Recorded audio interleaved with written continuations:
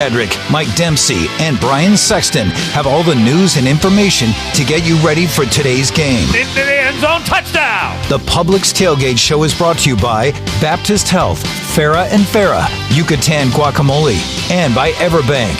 The Publix Tailgate Show starts right now. Good afternoon. Welcome to Christmas Eve football. Brian Sexton along with Mike Dempsey here from the Hyundai Studios at EverBank Stadium, getting you ready for the Jaguars and Buccaneers from Raymond James Stadium in Tampa, coming up at 4:05 this afternoon. Merry Christmas, happy holidays, and we are thrilled you are with us. Hello, Mike. Hello, Brian. How are you? I'm all right. How are you? I'm good. Let me throw a couple of quick hitters at you. Ready? Okay. The quarterback. Mm-hmm. The word is that he has cleared it's not even the word. The news is he's cleared the concussion protocol. Get that out. You thought, as much as I've said it this week, I would be able to say it with ease. He cleared it on Friday, Saturday morning. He traveled with the team yesterday. The expectation is that he's going to play because why wouldn't he? This would be his 51st consecutive start. Look, you put it in the hands of the medical professionals, and they're the ones. I mean, I've had so many people telling me this week that they know more because they've watched a few YouTube videos about how concussions work and how the average amount of time it takes to clear the concussion or to clear concussion symptoms is like 10 days. Well, that means for everyone who's had symptoms for months and months and months, there are a lot of people that clear those symptoms in just 1 or 2 or 3 days. Sure. So Trevor Lawrence cleared after a week. I've got to put faith in the medical professionals. I don't know anything about neurology, and they say he's good to go. Why wouldn't he play? Of course he's going to play. Well, you've got the situation in Houston as a barometer on the other end, where C.J. Stroud apparently 2 weeks ago suffered a concussion. I think there was some thought that maybe it was even 3 weeks ago at the end of the Broncos game.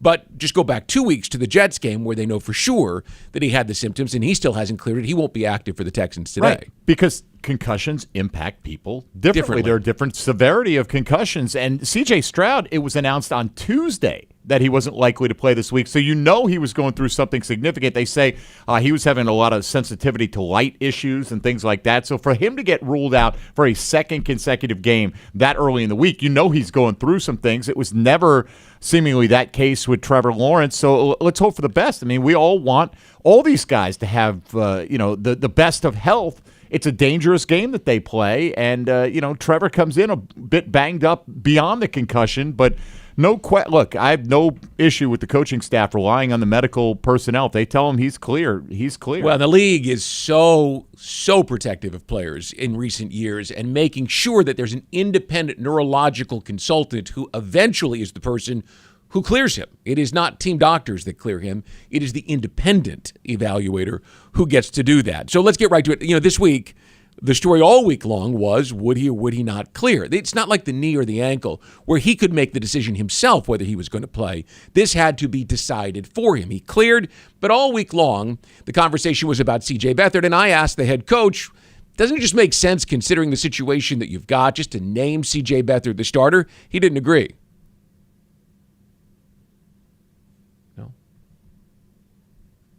One moment.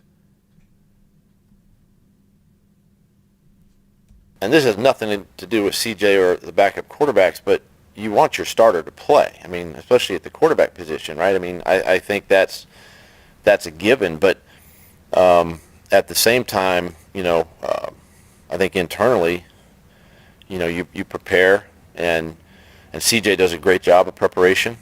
He knows the situation. It's the life of a backup. Spent 8 years behind a guy that you never knew, he gets hurt, but he always bounced back and seemed to play the next week, and so I get it.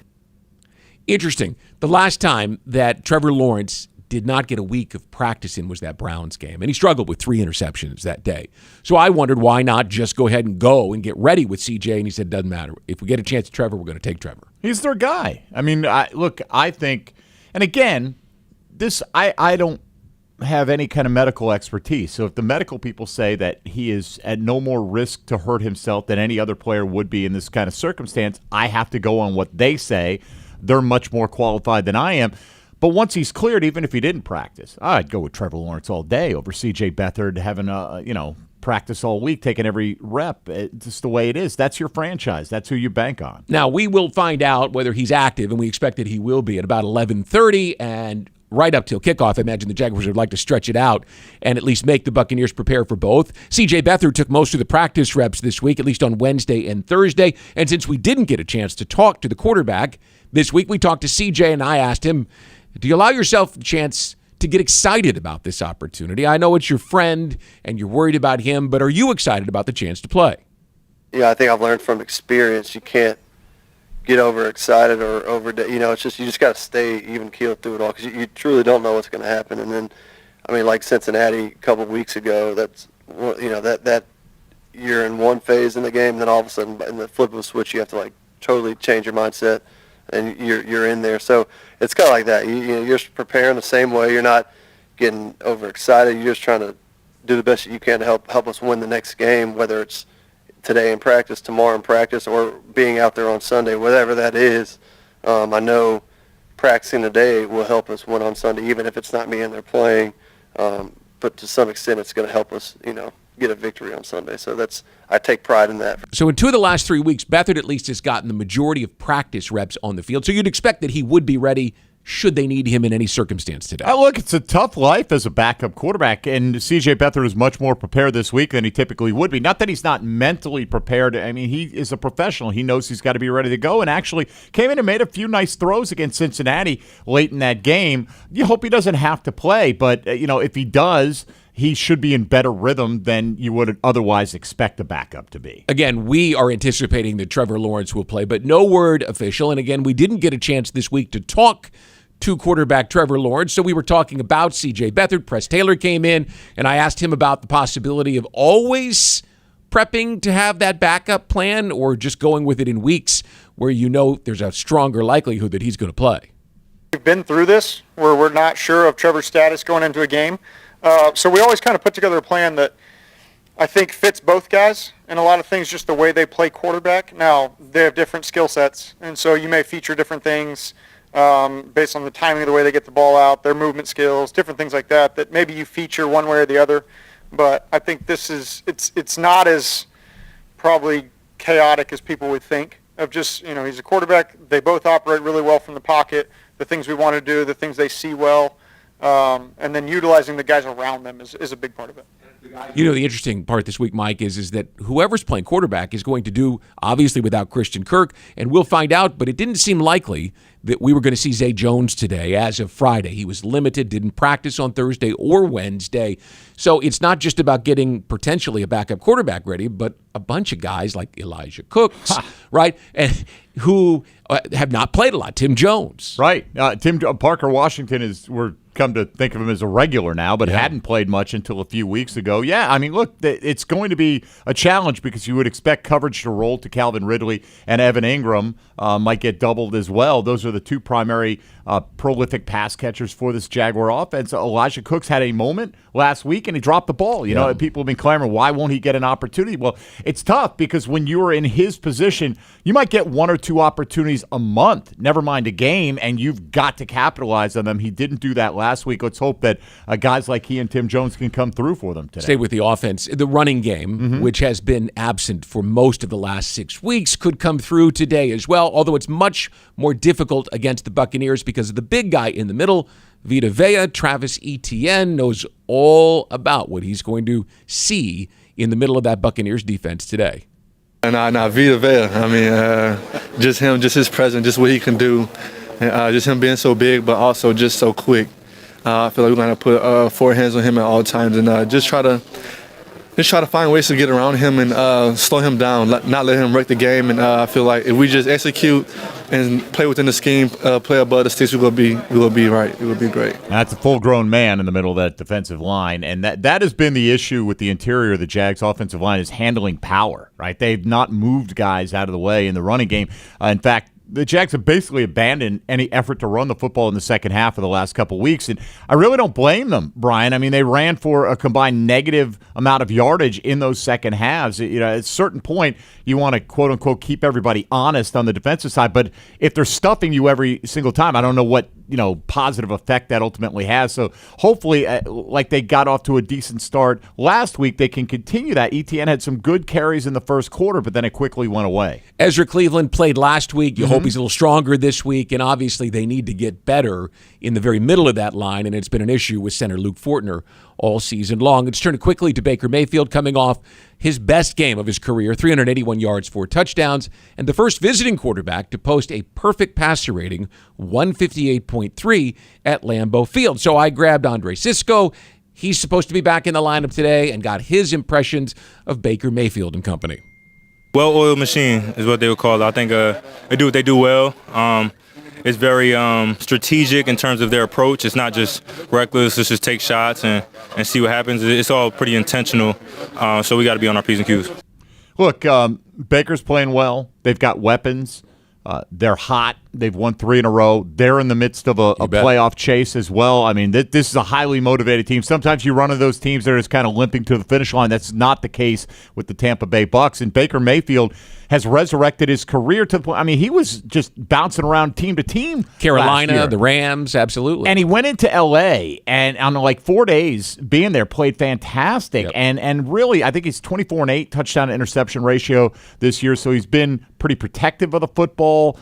He's got weapons. They're winning football games. I mean, he could earn a contract extension with that team. A couple of weeks ago, this game looked completely reversed. The Bucs were 4-7. The Jaguars were 8-3. It looked like this was one of those you could just point and go, yeah, they should get that one. And now you have two teams both in first place in their divisions and fighting to stay there. All right, we've got much more sound coming up in the second hour of the Publix Tailgate Show. Time now for the most energetic and feel-good moment in Jacksonville radio.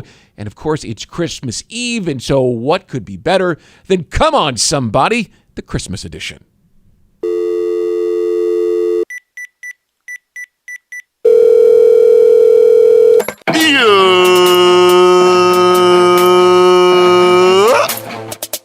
Welcome to a very special Christmas Eve edition of Come On Somebody, where I, E to the T, allow you, the wonderful people all across the world, to express yourselves on all things Jacksonville Jaguars. Woo! Yeah, I know, we on a bit of a slump, but I don't even care, because we on the new things. We got a little Florida rivalry going on, and I'm in the Christmas spirit, so let's get right into it. Come on, somebody! Boy, E, what is up? This your boy, Steve-O. What it do, my boy, Steve-O? I just wanted to say... What you wanted to say?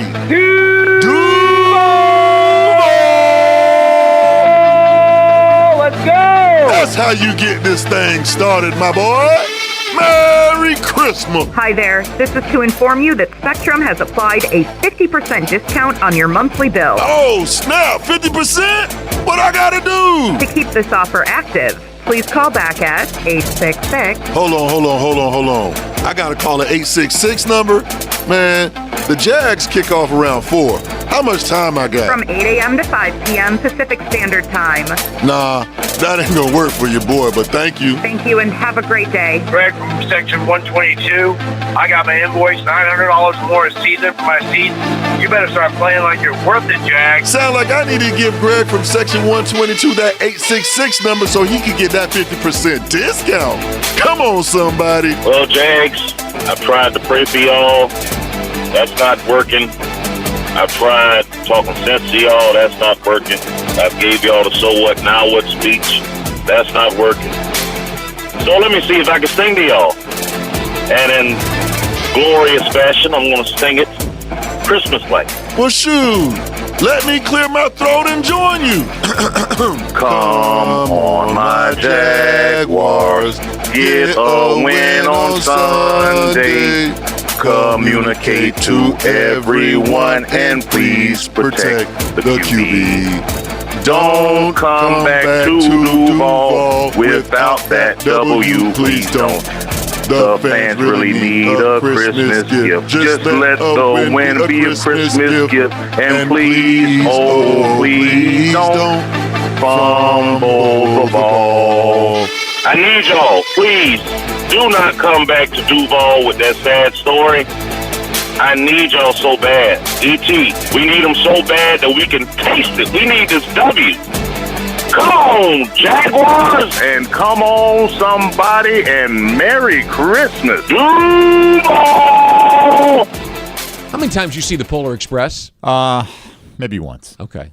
Yeah. That, you know what that was? That was the first gift of Christmas right there. Was it? I would say it's also number 13 on the Billboard Hot 100 right now, but climbing. It is a piece of radio fabulousness that all of us got to enjoy here in the first hour of the Publix Tailgate Show. But it's just the beginning of this 3-hour extravaganza leading to kickoff from Raymond James Stadium coming up in our next segment. We'll get to where we need to be, and we've been there. We've experienced when we're all playing at our heightened level what we're capable of. Those are the dulcet tones of Josh Allen, and everyone in Duval County knows that voice just as well as they know ET's. And we'll have him coming up next in the Baptist Health player interview. Plus, CBS Sports senior writer Pete Prisco, the Buccaneers and Jaguars are just about 3 hours away here on the Publix Tailgate Show on Jaguars Radio.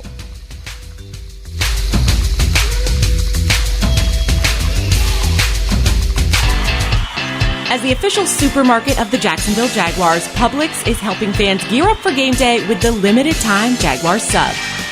Piled high with hot deli chicken tenders, boar's head bacon, cheddar cheese, coleslaw, and barbecue mayonnaise on a white sub roll. The Jaguar sub is an easy, delicious meal for any fan. Make it an ultimate game day by ordering the Jaguar sub online for in-store pickup. Publix, where shopping is a pleasure. JEA is proud to be Northeast Florida's community-owned utility. So what does that mean? It means we serve our local customers, not investors. That we're always focused on keeping our costs as low as possible while exploring new ways to deliver clean, affordable energy and water. And that we invest in our people and infrastructure to deliver reliable, sustainable services. Because for 127 years, JEA has been here to serve you, and only you. JEA, your community, your utility. Touchdown at Jaguars away games when you fly nonstop from Jacksonville International Airport. Join the Jaguars in New Orleans and Pittsburgh. Watch them win in Houston and Nashville. All the other Jaguars games are just one short connection away. And if airport parking has you stressed, be sure to visit the Jax Airport website before traveling to the terminal. On it, you'll find information about the status of on-airport parking in real time. See if your favorite areas are available or if you need to call an audible. Visit flyjax.com for more information. You've been putting back a few, and a few becomes a few too many. For a moment, you think of calling for a ride, but nah, you live nearby. What's the worst that could happen? You get pulled over, your insurance goes up, you lose your license, you total your car, you kill someone. The results of driving drunk are tragic. That's why law enforcement is out there looking for impaired drivers to save lives. So if you think you're okay to drive after a few drinks, think again. Drive sober or get pulled over. Paid for by FDOT. Flight by Yuengling is the next generation of light beer. For those who don't follow trends, but craft them. Flight by Yuengling is 12 ounces of uncompromised refreshment from America's oldest brewery. With only 2.6 grams of carbs and 95 calories, this is premium refreshment 6 generations in the making. Don't just raise a glass, raise the bar. Flight by Yuengling. Available wherever beer is sold. DG Yuengling and Son Incorporated. Pottsville, Pennsylvania. Please enjoy responsibly. Frank Frangie here. When you want barbecue in Jacksonville, you want Bono's Pit Barbecue. You can find Bono's locations all around town and on game day at EverBank Stadium because Bono's is the official barbecue of the Jacksonville Jaguars. Over 70 years of authentic Southern Pit Barbecue. We are the local barbecue joint in BBQval for generations of people in Jacksonville. Go to bonosbarbq.com to learn more or call 904-880-8310 today. And remember, if you don't see a pit, it ain't legit.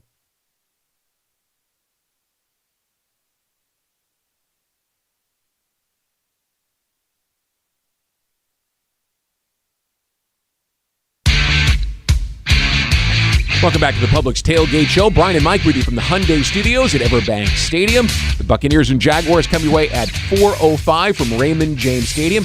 Because we're in the middle now of a division title race, just to update you on scores, Taylor Heineke just threw a 24-yard touchdown pass to Kyle Pitts Atlanta has tied the game with the Colts at 7 in Atlanta, and the Browns have the ball back, leading 7-0 over the Texans in Houston. All right, you caught up with Pete Prisco this week. Yep. How'd that one go? Well, we agreed that the Jags need to start turn things around here, but they can do that by just getting out of their own way. Well, that's a great question, Mike, because you're spot on. I mean, in the last 2 games, they have definitely beat themselves. You had the busts at Cleveland, all kinds of mistakes, pre-snap penalties against Baltimore, and it's too late in the season for that stuff to be happening and being magnified even more so. I mean, you get 3rd and 2, and then you end up with 3rd and 7 for a pre-snap penalty. That should never happen. And hey, look, 1 or 2 in the course of a game is one thing, but this team has been killing themselves with all their mistakes, and I think a lot of it has to do with there's a lot of young players, but let's be real. I mean, you're now, if you're a young player, you're deep into your season, you got to be more prepared than what they are. And it's not all rookies that this is happening to, right? They're having coverage busts with some veteran players. That the quarterback is making some questionable decisions, like the decision to throw the ball inbounds with no timeouts at the end of the first half last week. I mean, it's been spread around, Pete, to a lot of different people. You're right. There are veterans making mistakes, and I've always been a big believer with this team that when they are playing well and riding high, they have a tendency to take their foot off the pedal, and maybe that goes into something that they're doing during the week in terms of preparation. Be focused. Be one of those teams that's constantly paying attention to the details, and it doesn't look like that they are. All right, let's talk about some physical deficiencies. They're not getting any push in the run game right now. They just simply can't run the ball, and they've abandoned it in the second half. And I don't think that's necessarily been a mistake, because you keep running into the same brick wall over and over. You got to try something different. Also, historically bad red zone inefficiency, Pete. Can these 2 areas, and they go hand in hand to some degree, can they be fixed at this point? Well, look, unless they make a change at center, I think it's going to be a problem all year long running the football. They can't run because they can't get pushed in the middle. And that's always going to be a problem as long as Luke Fortner's in the lineup. He's just not a great run player. And when you can't get him getting movement, and then you can't get to the second level, it's going to be impacted by impact the run game. As far as the red zone, you mentioned it. I think, if you can't run, people know you're not going to run it. That makes it easier to defend your pass. And I think that's part of the whole equation of why they're not scoring enough. I thought this was going to be a dynamic offense. It's far from it, Mike, and quite frankly, it's been a big disappointment in terms of how they played offense this year. Well, speaking of offense, the Bucs come in hot with Baker Mayfield off a perfect quarterback rating, an impressive road victory against Green Bay, 3 in a row for the Bucs. They have the playoffs in sight as well. Pete, how big of a challenge for the Jags defense does this Bucs offense pose today? Baker Mayfield has a perfect passer rating on the road. That tells you how well he's playing, and I think it's going to be a big challenge. When you have receivers like Mike Evans and Chris Godwin outside, that's going to be a problem for the secondary. And I thought the secondary did a nice job last week, and the defense as a whole did a pretty good job. So carry that over and maybe slow them down a little bit, because I think you can get pressure on them.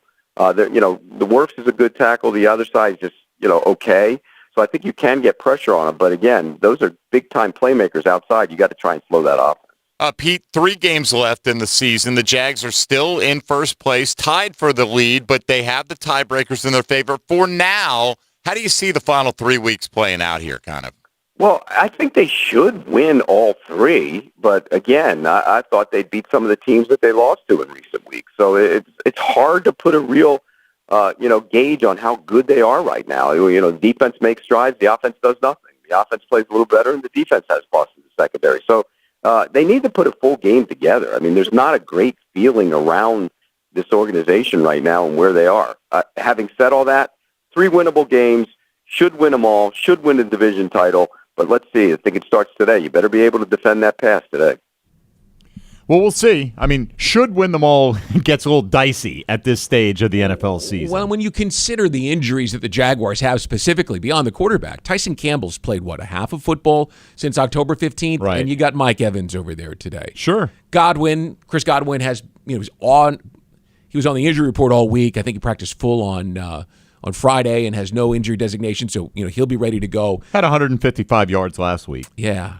I mean, you've got and you mentioned Baker Mayfield's playing. He's playing great football right now. Yeah, and look, Andre Sisco's been banged up. They're going to play, but how effectively will they play? It's a challenge for sure. The defense, they look like they were up for the challenge since that game against the Bengals on Monday Night Football. They have not been the problem the last couple of weeks. The offense, the turnovers against Cleveland, and obviously the first half out here against the Ravens last week. So, they haven't been playing bad football, and you just hope that today's one of those games where you don't have any problem communicating. Right. Well, exactly. They kept the Jags in the football game. For as many miscues as they had, you kept looking up in the first half. It was 3-0, 3-0, 3-0, and it was 10-7 going into the fourth quarter. Now, the Ravens scored quickly in the fourth quarter, but still. And I think you look at some of the rushing numbers that they allowed last week as a product of getting worn down as the game went on. Lamar Jackson adds an element to that, but they still went for 150 with the running backs. That's too much, but that's not the way Tampa's going to beat you. They don't run it down your throat with Rachaad White. They do beat you by throwing it to him and getting him out in space. They've run the ball well the last month. I think they have 3 games over 130 yards rushing in the last 4 weeks. So they're running it well, but I wonder if that's more product of the fact that Mayfield's throwing it so well and loosening everything up. It all goes together. I mean, overall, bottom line, they've got a dangerous offense. They've got a team that believes, but they've also got their own concerns. Antoine Winfield, questionable, and maybe on the wrong side of questionable. That's a big-time element in their secondary playmaker that can be utilized to cover Evan Ingram, that can be utilized to cover wide receivers. He's an outstanding player. If he's not there, that's a big loss for the Bucs today. And we'll see what the Jaguars have to offer. We'll get the updates from the active-inactive in about an hour. So hold on for that, folks. We'll get there. I caught up with Josh Allen this week. He's having a monster season, and it's not just the 13.5 sacks with the potential of more. He's the undisputed leader of this Jags defense. And this season, he's not even a captain. He doesn't have the C on his jersey, but he's the best player on that side of the ball nearly every game. He knows he has to bring that energy, and he did all week long for his team in the locker room and on the practice field. And so I asked him, is that you rising to the challenge? And he said, no, that's just who I am. I think it's easy to do. I mean, I think it instead of looking at the message, what he said, whatever he said is done. All right, now let's take that and let's put it into ourselves. So let's go into this week with a positive mindset individually so we can cultivate the magnitude of what those guys think, what we're feeling as a team, and put all that effort, all that focus into yourself and positive and growing from there. So I think the message was very positive, but now it's how well can we put that energy into ourselves and how we prepare each week, and we can do good doing that, then we'll put ourselves in a position to be successful. Do you focus on leadership, or is it just something that comes naturally? Is it something that you practice, that you read about, or is it just a natural skill for you? I mean, I just speak from the heart, you know what I mean? I care about what I do passionately, and I care about the people around me. And, I've been through a lot. I've seen a lot. I experienced a lot. So for me to give a little information that I can, heck, I think AG's a leader. When I was going through my downfalls, or even when he first got here, he helped me get to the person who I am today. So, everybody has an impact on somebody. And, if I can just give them my advice or give them what I've been through, then, that's all I really care about. I don't really look at it as a leader or nothing, just giving my input. It's a tough stretch of the season. Does this team need a little bit more of that, or do you think that this locker room just sort of understands the circumstances? I mean, we should understand where we're at and what position that we're in as a team. And if we want to get to where we need to get to, we all have to play our best ball. And I think as quick as guys start to understand that aspect of it, we'll get to where we need to be. And we've been there. We've experienced when we're all playing at our heightened level what we're capable of.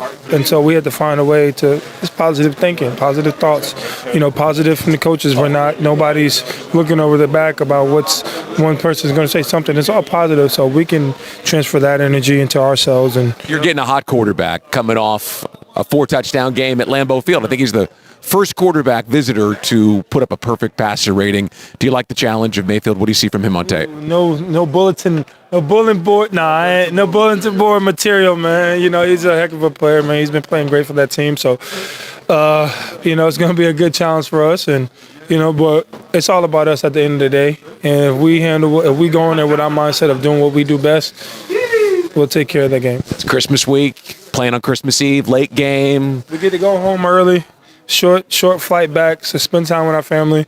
And, but at the end of the day, we got a game to win. We got jobs. We got livelihoods on the line. It's individually, so, that comes first. But thankfully, we get to have a short flight back home and spend time with the family in the morning. But we got to handle business, and Coach Peterson is harps on, eliminating distraction. So, we have to handle our business once we're out there and come back and have a good Christmas. Couple of thoughts on him. This week he was asked about the sack record, and he said, I think about it too much. I just need to go out and play, which I thought was a very telling thing. Mm-hmm. This guy, he has always been up for the challenge, and he likes to be the best player on the field, but for him to say that just kind of, it resonated with the sort of maturity and leadership that I think he's shown all season. Well, yeah, look, Josh Allen and Trayvon Walker both kind of talked about chasing Calais Campbell's single-season sack record earlier this year, and I think maybe once you get close, you start focusing on it. Just let it happen. That's what I think Josh has been doing most of the year. He needs 1 to tie, 1.5 to set it. So we'll get it today. We'll see if he gets it today. It would be good. It'd be a nice Christmas gift for his defense. The other is how relaxed and loose that defense was in there. It was Calvin Ridley's birthday on Wednesday, and as he walked by, they broke out singing. The entire defensive line did.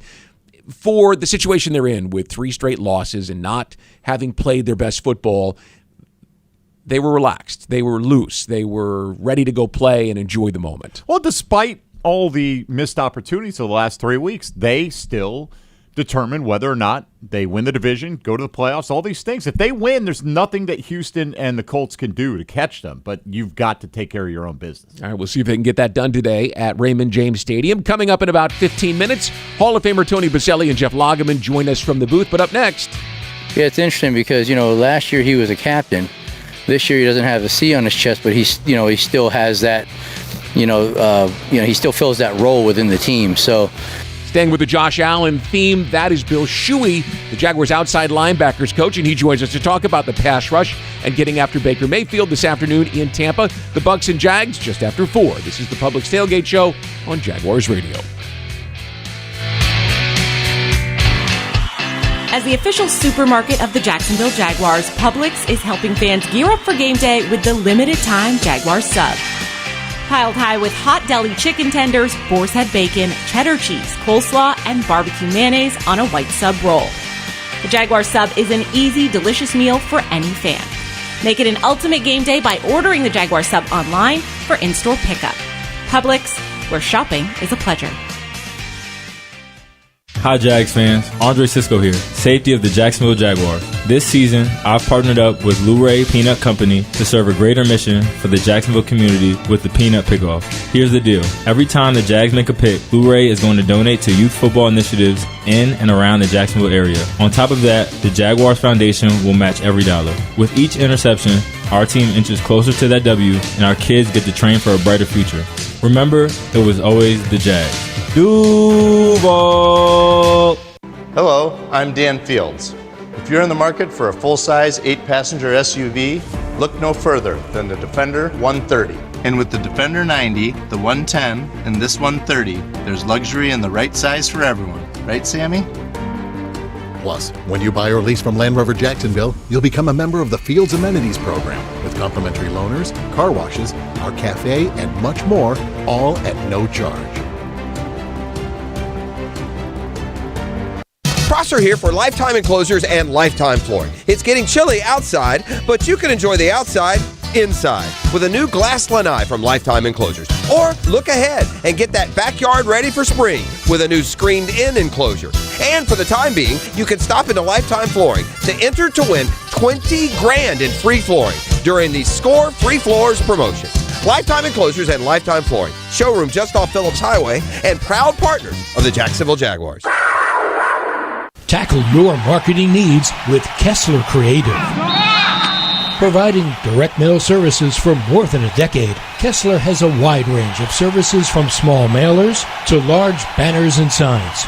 Draft Kessler as your first pick to receive the best targeted mail list. Elevate your business and be on the winning team with Kessler Creative. Kessler Creative, results-driven marketing and proud partner of your Jacksonville Jaguars. You say there's nothing quite like the feel of the open road when you ride a motorcycle. You know it takes concentration, knowledge, and skills beyond those required to drive a car.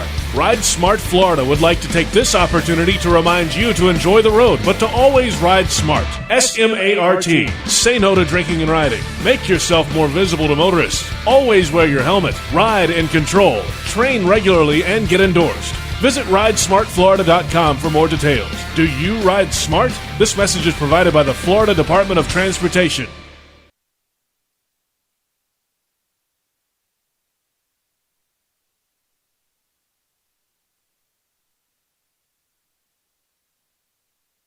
Now, Merry Christmas to you and yours. Happy holidays to everybody listening and watching today to the Publix Tailgate Show. Brian and Mike with you from the Hyundai Studios at EverBank Stadium in Jacksonville.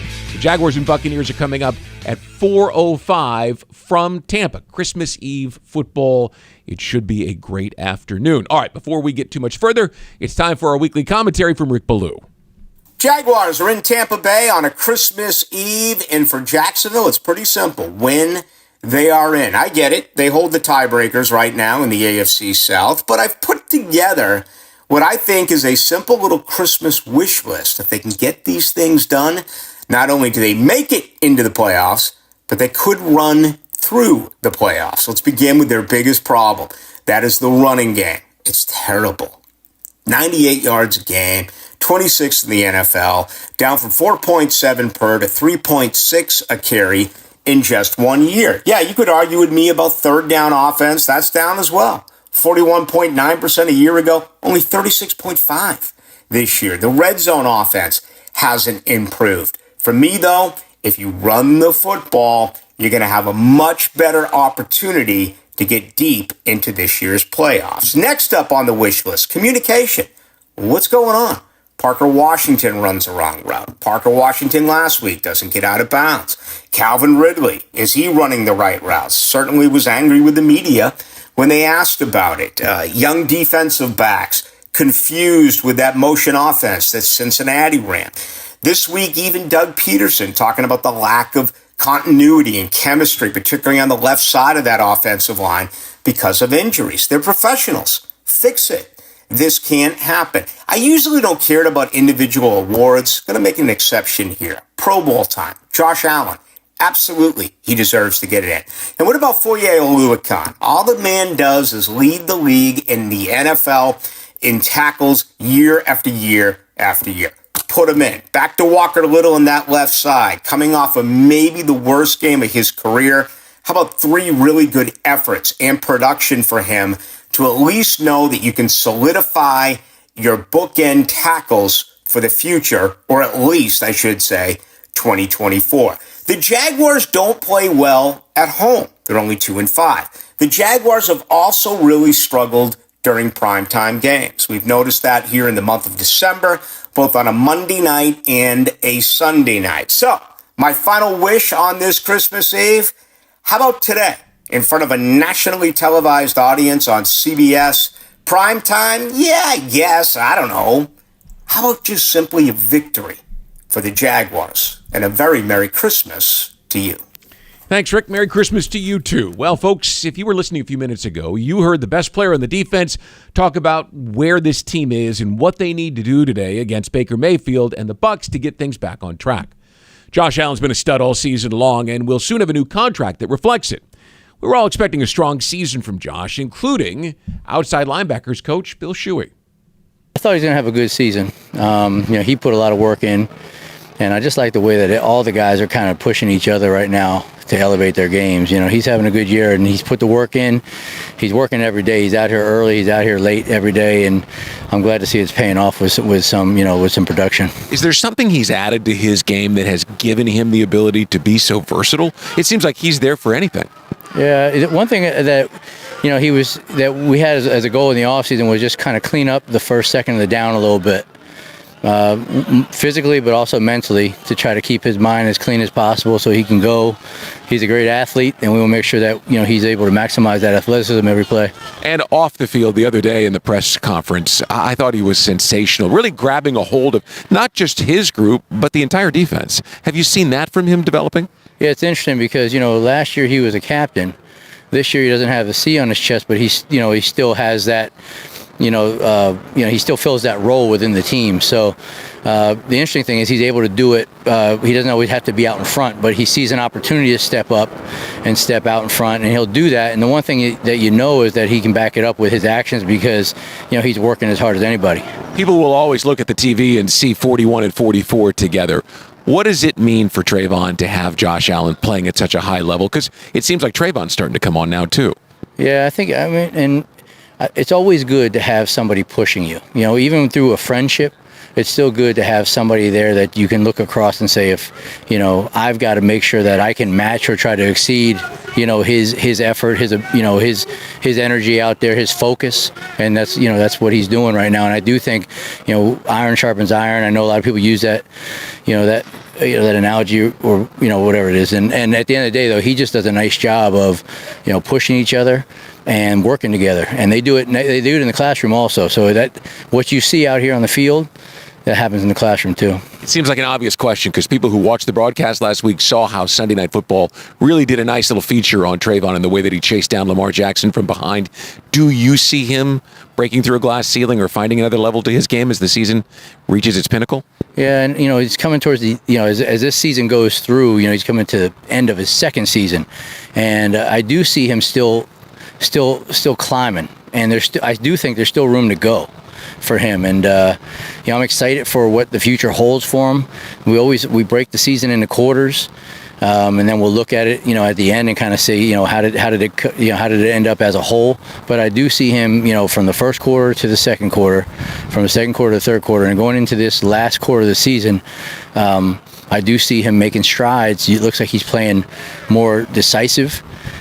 He's playing with a lot of confidence right now, and I think those are all positive things for more production as he goes. And now you just got to take it one game at a time, one play at a time. And that play that you're referencing in terms of him chasing down, we looked at that as a group and we said there's a difference between pursuit and then relentless pursuit, where you have that certain amount of a determination that you're not going to be denied. And since we last talked, you've gotten Smoot back. How's that dynamic work? He's that guy who just always seems to be capable. Yeah, he does a lot of things. He's a very versatile guy. It's also good to have his experience in the room, his lens on things and just his experience as he can talk through some things and help direct some of the young guys maybe. But yeah, he's capable of going in there on first, second down, and then he provides some versatility on third down, and it's really good to have him back, back in the lineup. And I think he's continuing to get healthier as the season goes on. He's probably right around 1 year out right now from having the injury. So, he came back and he had to continue to work through some things, and I see him getting better every week. Doug talked earlier this week about accentuating the positive, finding the reasons to talk about what's good and not what is bad. Do you see this team responding to that this week, and especially with Christmas and a game on Christmas Eve, being excited about the Buccaneers and not worrying about what's behind them? Yeah, we always talk about, if you lose, don't lose a lesson.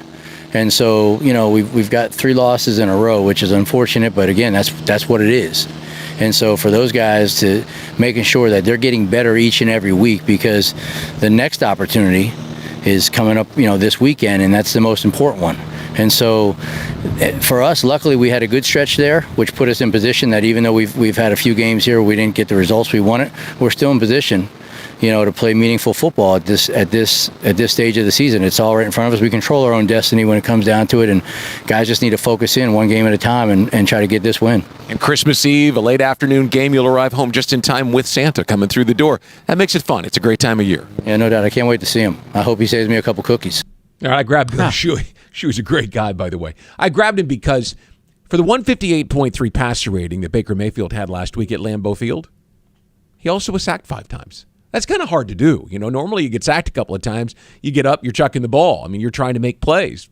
Baker Mayfield was within himself. These guys are going to have to get after Baker Mayfield today and find a chance to sack him and hopefully get the ball out. Right, but it is nice to know that he is gettable, right? Yeah. And, that's the thing. You get those sacks, and if you could pop the ball loose, that doesn't impact your passer rating at all, but it impacts the Jags' chances to win in a big way. See if they can get after him today. If you're looking for the MVP of the truck game, folks, then look no further than Ford F-150. It's loaded with impressive capability, and it's designed to dominate work, play, and everything in between. Ford F-150 makes tough look easy. Find your local Ford dealer. They're a proud partner of the Jaguars. When we return, we go to the booth for First Rounds on Us with Tony and Jeff here on Jaguars Radio.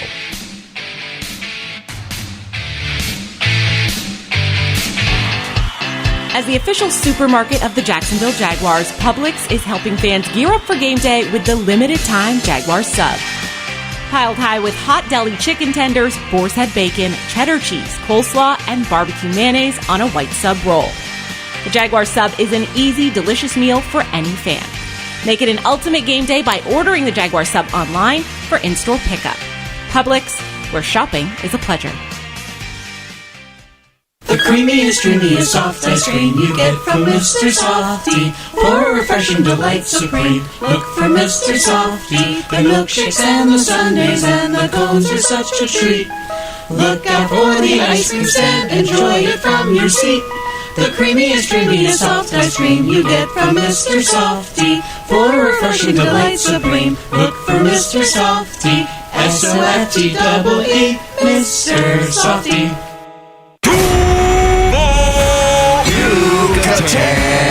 Everyone wins when two great traditions team up. Yucatan Guacamole is a proud partner of the Jacksonville Jaguars. Our authentic guacamole recipe starts with hand-scooped avocados and ends up in your hands fresh and ready to enjoy. Grab some on game day at the Yucatan Cantina or Yucatan Nacho Carts around the stadium or at local retail stores. Sack your snack game with Yucatan Guacamole.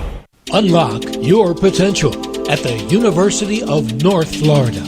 A top public university with more than 100 majors, UNF is number one among state schools with the highest percentage of graduates employed in Florida. Affordable tuition, programs in high-demand fields, and faculty who care.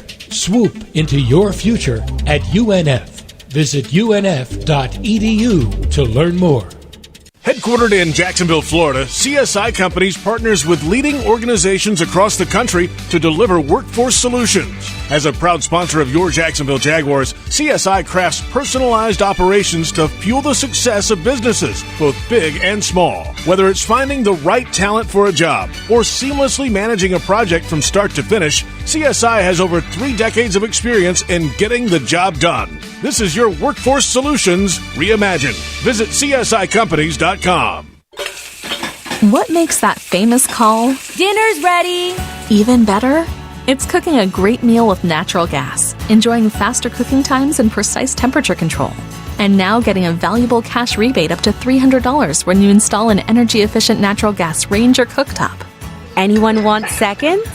When you show your home love with natural gas, it loves you right back. To learn more and how to qualify, visit peoplesgas.com/rebates.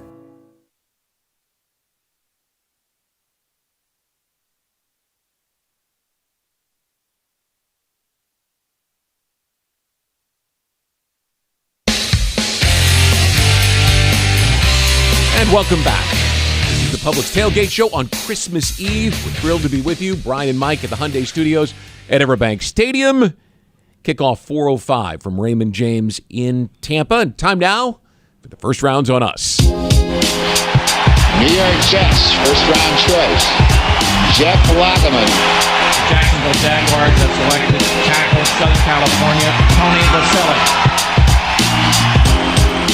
And let's go to the booth at Raymond James Stadium and say Merry Christmas to Tony and Jeff. Hey, fellas. Merry Christmas, Brian and Mike. Merry Christmas. Merry Christmas, boys. How are you guys? Give us a weather update from Tampa.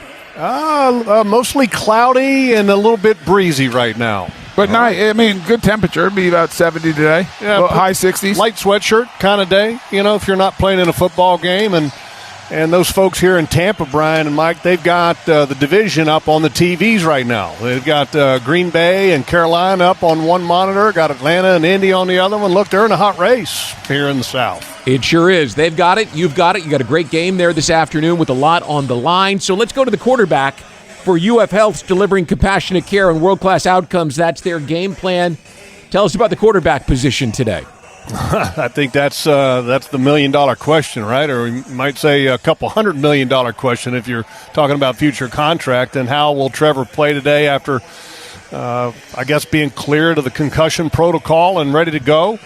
I don't know, Brian. I mean, has he ever been through a concussion situation before, and how does he play after that? I mean, the last time we saw him play, Tony, it wasn't great. And here's the thing that concerns you the most. This offense that the Jaguars have right now is as quarterback-centric maybe that it's ever been under Trevor. Well, yeah, I was going to say it's a combination of things. You know, how much do you worry about him really only practicing, on probably a limited basis Friday?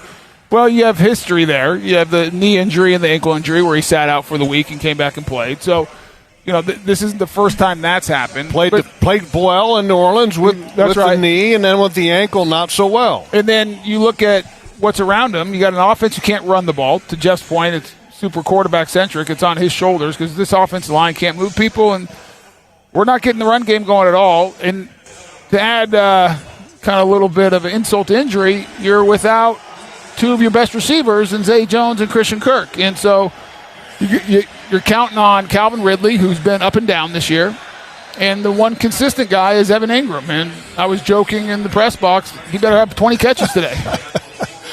He was like, he's going to need 20. I was like, well, he might get 20.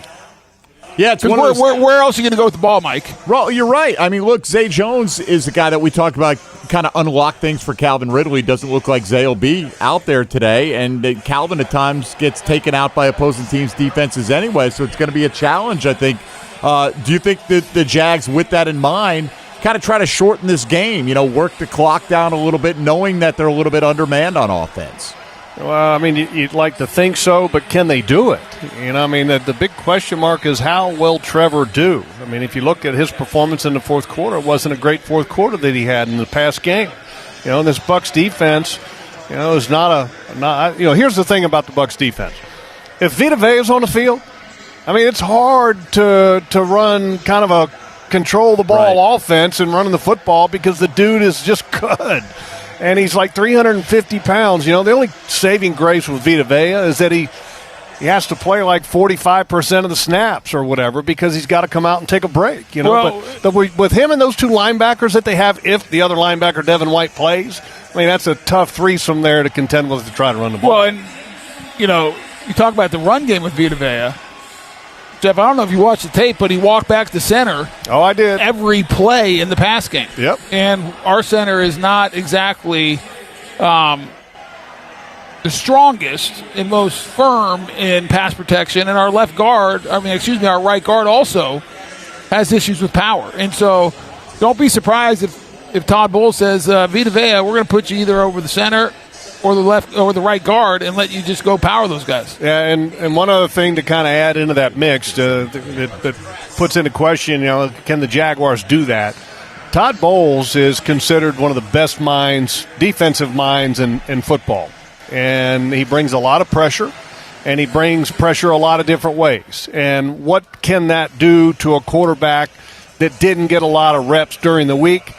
That's going to be interesting to see how that plays out. Yeah, and of course, Mike Caldwell comes from that coaching staff as well. So when you've got a situation like that, guys, do you try to mix things up so your tendencies aren't what they've always been? Because you would assume that both sides know what the other wants to do here. Yeah, somewhat. And I think offensively, the one thing that they like to do, Press Taylor likes to do to kind of get tells or indicators, is they love the motions and the shifts.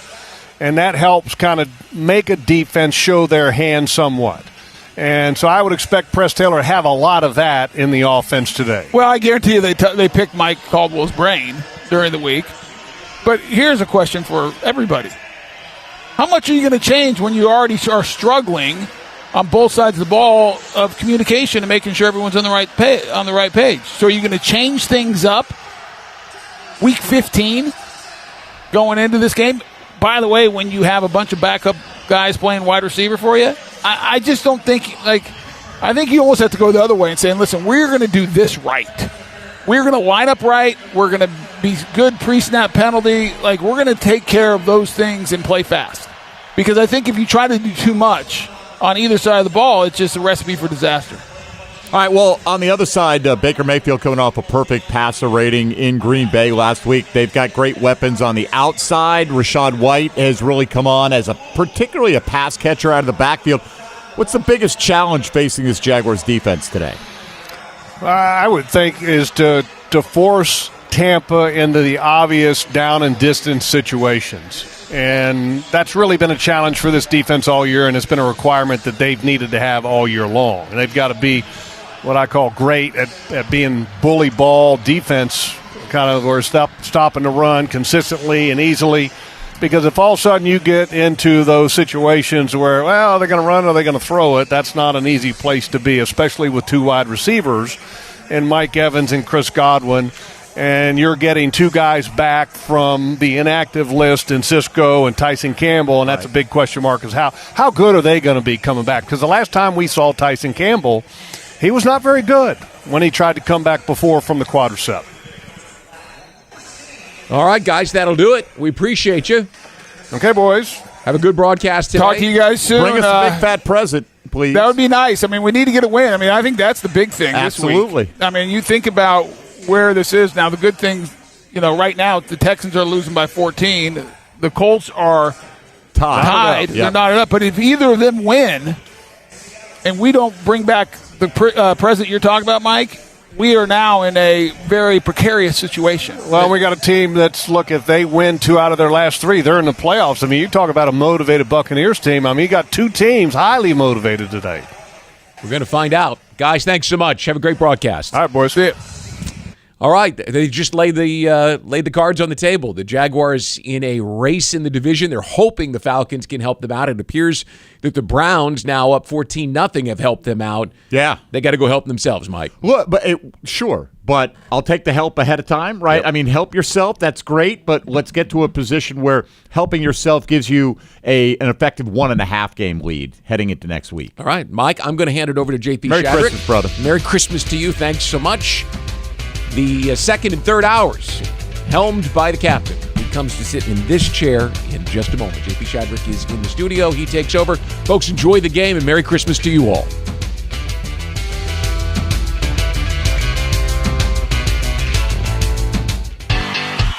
As the official supermarket of the Jacksonville Jaguars, Publix is helping fans gear up for game day with the limited-time Jaguars sub. Piled high with hot deli chicken tenders, boar's head bacon, cheddar cheese, coleslaw, and barbecue mayonnaise on a white sub roll.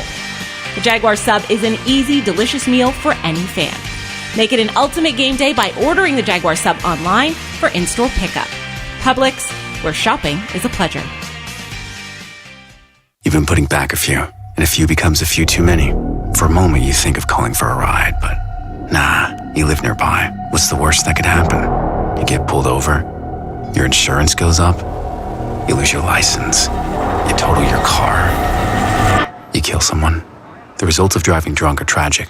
That's why law enforcement is out there looking for impaired drivers to save lives. So if you think you're okay to drive after a few drinks, think again. Drive sober or get pulled over. Paid for by FDOT. JEA is proud to be Northeast Florida's community-owned utility. So what does that mean? It means we serve our local customers, not investors. That we're always focused on keeping our costs as low as possible while exploring new ways to deliver clean, affordable energy and water. And that we invest in our people and infrastructure to deliver reliable, sustainable services. Because for 127 years, JEA has been here to serve you, and only you. JEA, your community, your utility. Hello, I'm Dan Fields. If you're in the market for a full-size 8-passenger SUV, look no further than the Defender 130. And with the Defender 90, the 110, and this 130, there's luxury in the right size for everyone. Right, Sammy? Plus, when you buy or lease from Land Rover Jacksonville, you'll become a member of the Fields Amenities program with complimentary loaners, car washes, our cafe, and much more, all at no charge. The creamiest, dreamiest, soft ice cream you get from Mr. Softy. For a refreshing delight supreme, look for Mr. Softy. The milkshakes and the sundaes and the cones are such a treat. Look out for the ice cream stand, enjoy it from your seat. The creamiest, dreamiest soft ice cream you get from Mr. Softy. For refreshing delight supreme, look for Mr. Softy. S-O-F-T-E-E, Mr. Softy. We've spent a lot of time in our homes. I'm on a Zoom call. Dinner's ready. But we've learned that when we love our home, it loves us right back. Now you can keep that love going when you install energy-efficient natural gas appliances and earn up to $1,925 in cash rebates. You'll love endless hot water, faster drying and cooking times, and ongoing savings and comfort. To learn more and how to qualify, visit peoplesgas.com/rebates.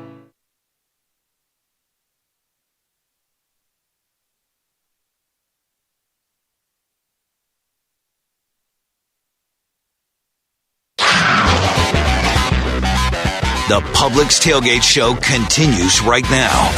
And it's hour number 2 of the Publix Tailgate Show, 2 hours away from Week 16. The Jacksonville Jaguars 8-6, the Tampa Bay Buccaneers 7-7. Raymond James Stadium, Tampa, the site. Kickoff 4:05 on this Christmas Eve. JP Shadrick with Mike Dempsey from the Hyundai Studios in Jacksonville. And the Jaguars and Bucs going at it. The two teams tied for their division leads. The Jaguars in a 3-way tie atop the AFC South. Of course, the Bucs a 2-way tie in the NFC South. A lot of action early today. And, of course, hey, the Jaguars just have to handle their own business at some point, too. Yeah, look, but it would be nice to get a little help, and you'll know that at kickoff whether or not they've received that or not. By the way, the Texans, after the Browns took a 14-0 lead, ran the kickoff back for a touchdown. So, way to go, Browns. Let them hang around. Thanks a lot. Thanks a lot.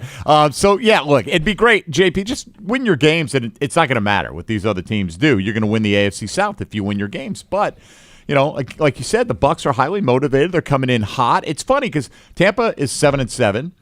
Jags are 8-6, but all the momentum's with the Buccaneers, you know, and Baker Mayfield's having a terrific season. They have great weapons. They're at home. They're very confident right now, and you're going to get their best punch. I think, you know, with a fully healthy Trevor Lawrence, this is a tough game for them. For him not being able to practice this week, I still think it's the right decision once he's medically cleared. You go with your guy. You don't go with your backup no matter how many reps he's had this week, and but the Jags need to find a way. It doesn't matter. Like the Buffalo Bills yesterday.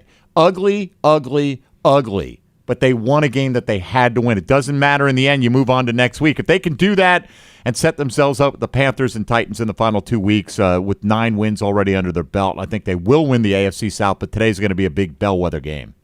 Game day weather brought to you by the St. Johns River Water Management District. Florida's water is worth saving. Currently 74 degrees at Raymond James Stadium in Tampa. Temperature drifting down into the high 60s by the end of the game today. Here in Jacksonville, the current weather 71 degrees and cloudy, and the same idea. Temperature in the mid-60s or so by the end of the football game today.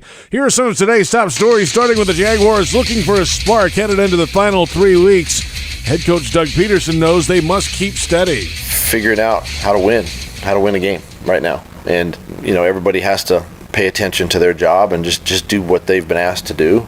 Coaches, players, you know, we try to keep it simple so they can play and play fast. Somewhere somebody, you know, make a play like last week, you know, Jank gets the interception, but we don't capitalize as an offense type thing, you know, so we don't go searching for them, but we need to make the ones that show up and present themselves, and sometimes it may not be pretty, but if you can figure out a way to get it done, you know, it helps you. Yeah, there were some moments in that game that he just referenced there that the defense did something, but the Jags offense just, you know, you go 0 for 3 in the red zone on offense, and bad things can happen. Yeah, look, the Jags may have lost last week regardless, but they certainly did not help themselves out with missed opportunity after missed opportunity in that first half. They just need something to go well for them early in this game, whether it's something that they do right, you know, make a big play on offense or defense, or have a Buccaneer miscue, something that puts a touchdown on the board early in this game, and you can forget about all that happened, JP. You know how these guys have to compartmentalize week to week anyway, and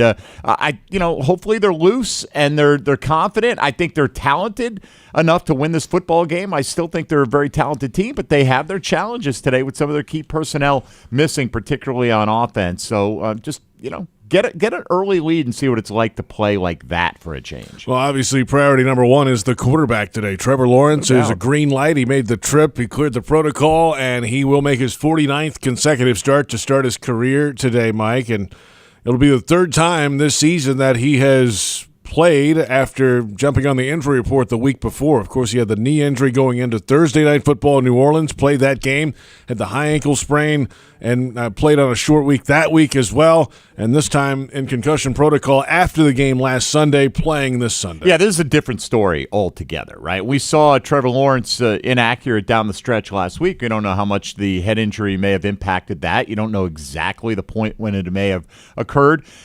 Trevor Lawrence is a tough guy, but when it comes to head injuries, the toughness is not really a factor here. This is, again, right on the neurologists, the medical people.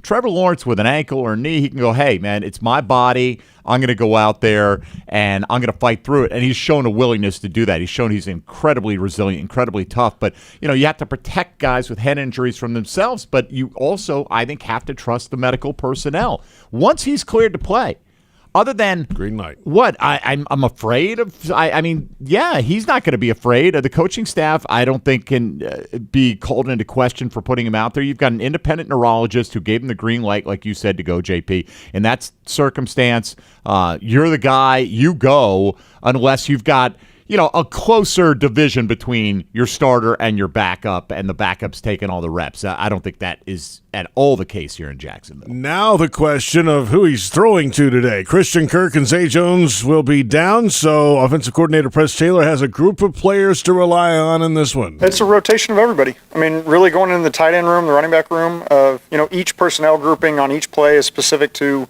who we think does each thing well. You'll lean on a little bit more of Ag, Tim, Elijah, Parker, that kind of rotation of young guys stepping into their role. Ideally getting Brenton back healthy would help us out. Luke has continued to come on in all aspects of the game. So, it's kind of by committee of everybody stepping in and filling those roles. That's kind of what you expect week to week in the NFL anyways. The run game could help, though. Mike, we'll get to that in a moment. But, yeah, you got different guys, younger guys, new faces. How's this work? I think it's interesting that the first name that he mentioned was Jamal Agnew in that list of players. He only played 10 offensive snaps last week, right? Now, 2 targets, caught them both, had the big touchdown play. So his presence on the field is often a tell that when he's on there, that Agnew's likely to be involved in the play. So we'll see how that factors in today. But one of these other guys that he mentioned, Tim Jones, Elijah Cooks, Parker Washington, somebody's probably going to have to make a big play today. You would expect more balls come to Parker Washington than any of them, but I think they'll all get opportunities. Elijah Cooks had that one opportunity. It's tough, JP. When you're the 5th receiver, you might get that one shot, and it might be the only one you get in 3 or 4 games, and you've got to take advantage of it. So he would tell you the same thing, and hopefully he's able to convert those if he gets those chances today. The running game could help things, and they're trying to get going again on the ground. And running back Travis Etienne Jr. has been playing through a chest injury the last few weeks, but he's off the report this week. His approach, though, remains the same. Being anxious won't change anything, honestly. I mean, have to go out there and execute, and I just go out there and just stay disciplined and take the things that come to me. I mean, it's the NFL. You have great players, great teams, and that's what we've been facing week in and week out. So, I mean, I can't get down on myself or change my approach to the game because things haven't been going my way. I just go out there and just keep being disciplined and keep leaning on my just my foundation, honestly. So he's got great overall yardage numbers, ranks pretty highly in the league, but the yards per carry is very low in the NFL for Etienne and the running game as a whole. And on top of that, he's forced the most missed tackles in the league this year. So if he wasn't doing that, imagine how bad it would be, right? Sure. I mean, he's doing a lot on his own right now without a lot of help in the blocking department. He started off well last week. In fact, they ran it right at Baltimore, and we're like, oh, maybe this will be different. And then Baltimore, I don't know if they made an adjustment, but they took it away. And really the last 2 weeks, JP, the Jags have just reached a point where they said it's not even worth trying to run the ball in the second half because we're getting shut down. They've got to be a little bit more balanced than they've been, but I don't know how that can happen if the offensive line is not opening up those holes. Vita Vea in the middle of that defense is going to be a tough man to move out of there. I think they got to work off tackle a little bit more and get Etienne involved in the short passing game. Jaguars defense today, of course, led by defensive coordinator Mike Caldwell. He comes from that Todd Bowles tree, though. He worked for the Buccaneers head coach in the past. He's been special for me in my career. He's a great friend, and when we first got together, it was funny because we looked at defense the same way as far as secondary-wise. And then being with him so long, kind of just looking at how he sees the game, and that influenced how I kind of see the game. And then the other guys that I've coached under or coached for, he was one of the ones that really, I guess, took me under his wing, just being with him for so long, understanding how to look at a defense, how to take away something from an offense. And, just being multiple, I've kind of put my own imprint on the defense. So Caldwell was a linebackers coach under Bowles when he was a defensive coordinator down there in Tampa, and of course Caldwell playing in the league for a long time. So teacher against pupil a bit today, and Mike Caldwell excited about that. But his group has a little bit of has their hands full today. I mean, Baker Mayfield's playing good football. Mike Evans is fantastic. Godwin had a big week last week at wide receiver. They got a dynamic running back who can play in the passing game as well. Cade Otton's a massive tight end. That's right. He doesn't always put up big numbers, but he is a big red zone target that you've got to be aware of as well. Rachaad White particularly hurts you catching the ball out of the backfield. So the Jags linebacking core is going to be tested there today. Mike Evans is on the fast track to the Hall of Fame. I mean, if he didn't play another snap, he'd be a Hall of Famer in my opinion. So this guy is just tremendous. Ages well. His game has aged well. He's got speed to get deep. He's got great size. There's really nothing he can't do as a receiver. So, hey, look, defense, we've been leaning on you all season long. Going to have to do it again and get the job done this week against a very hot passing game. Jaguars outside linebacker Josh Allen earlier this week explaining how the team can move past some of these simple mistakes on both sides. Leadership's all around this team, and when one person makes that mistake, don't let it keep happening. And it's up to that person, and it's up to me as well. I'm a leader on this team too. So if I see something like that happens, there's no more, because I want to win the Super Bowl, and we can't make mistakes like these each week. Once a game or once every 4 games, cool. Like, it's football, things happen. But when it's a continuous thing, that becomes a problem. And those are problems that we can't have. And it starts in practice. I think Coach emphasizes practice makes perfect. When we communicate in practice, we over-communicate. When we run to the ball, it shows up in the game. So there you go. Josh Allen, a guy who's having a big year himself and needing a big game from some other guys around him too. Yeah, the worry is when you talk about this kind of stuff, it's week 16. Like, we didn't just realize we cannot do these kind of things. So, this may be a little bit part of the DNA of this football team, and hopefully they can overcome it if they do continue to make these mistakes. But you give any good quarterback or even average quarterback the kind of coverage busts that they've given in recent weeks, and they're going to take advantage. So you got to be on your P's and Q's when that is concerned. Bootleggers, get ready. Luke Combs is bringing 2 nights of the Growing Up and Getting Old tour to EverBank Stadium May 3rd and 4th, 2024, with different special guests each night. Tickets on sale now at everbankstadium.com. Let's head to Raymond James Stadium in Tampa on Dale Mabry, where Kai Stevens is standing by in the broadcast booth ahead of the Jaguars and the Tampa Bay Buccaneers. Merry Christmas, Kai. How are you today? What's up? Merry Christmas Eve, my friends. Very festive here. They've got the pirate ship decked out in Christmas lights, so they're definitely ready to go. They're ready to get it going in Tampa today, of course, as they always are. So obviously the number one storyline today, Trevor Lawrence coming off the concussion protocol this week. Cleared. He made the trip. I'm sure he's on the field and getting ready to go. It'll be the 3rd time this season that he has played after being on the injury report earlier in the week. So what do you expect from the quarterback today and the pieces around him? Yep, he's out there doing his warm-ups. Not even like the first couple of times when we kind of had the knee injury and the ankle injury, there was kind of a little crew around him to kind of see how he warmed up. But now that he's passed concussion protocol, it doesn't seem to be any concern with him whatsoever. Practicing with Calvin Ridley and Evan Ingram right now. So good to get that in, because, last time we saw Trevor play without practice, he had some communication issues with his receivers, and doesn't look like we're going to see Zay Jones here today, so they'll be down in that regard. And yes, I know they played a significant amount of games together, but it always helps when you can practice the game plan with your starting quarterback. Yeah, no question, Kai. And, Zay Jones, they got used to playing without him earlier this season, but it also, we felt like he was one of the keys, his presence on the field, to opening things up for Calvin Ridley. How does Ridley deal, do you think, today with the extra attention with both Kirk and Zay Jones likely not playing?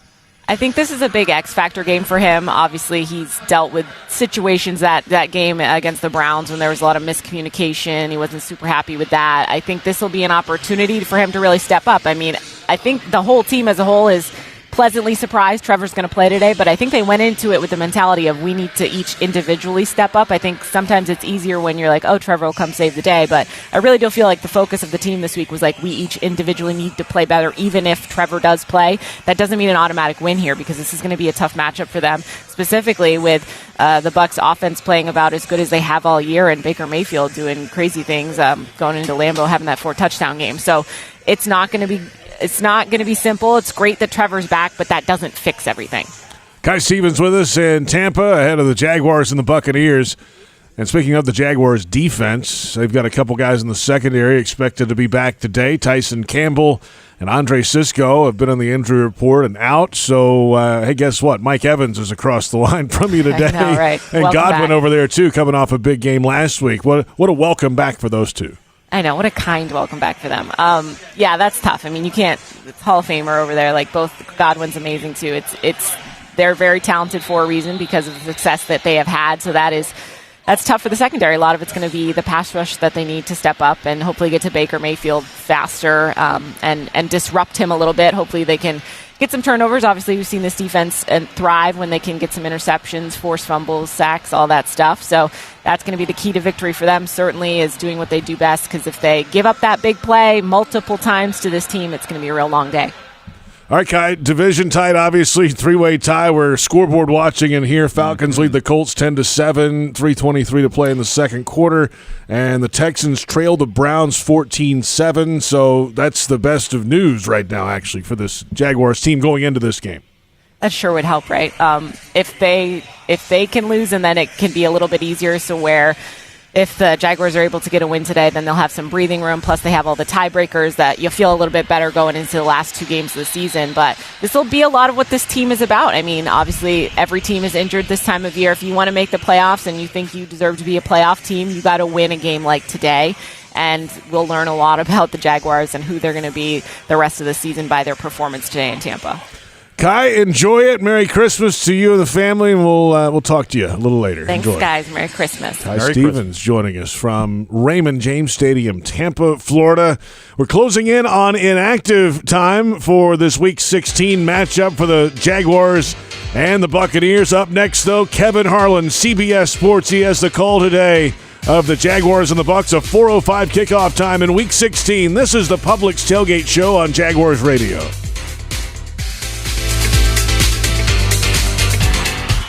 As the official supermarket of the Jacksonville Jaguars, Publix is helping fans gear up for game day with the limited-time Jaguars sub.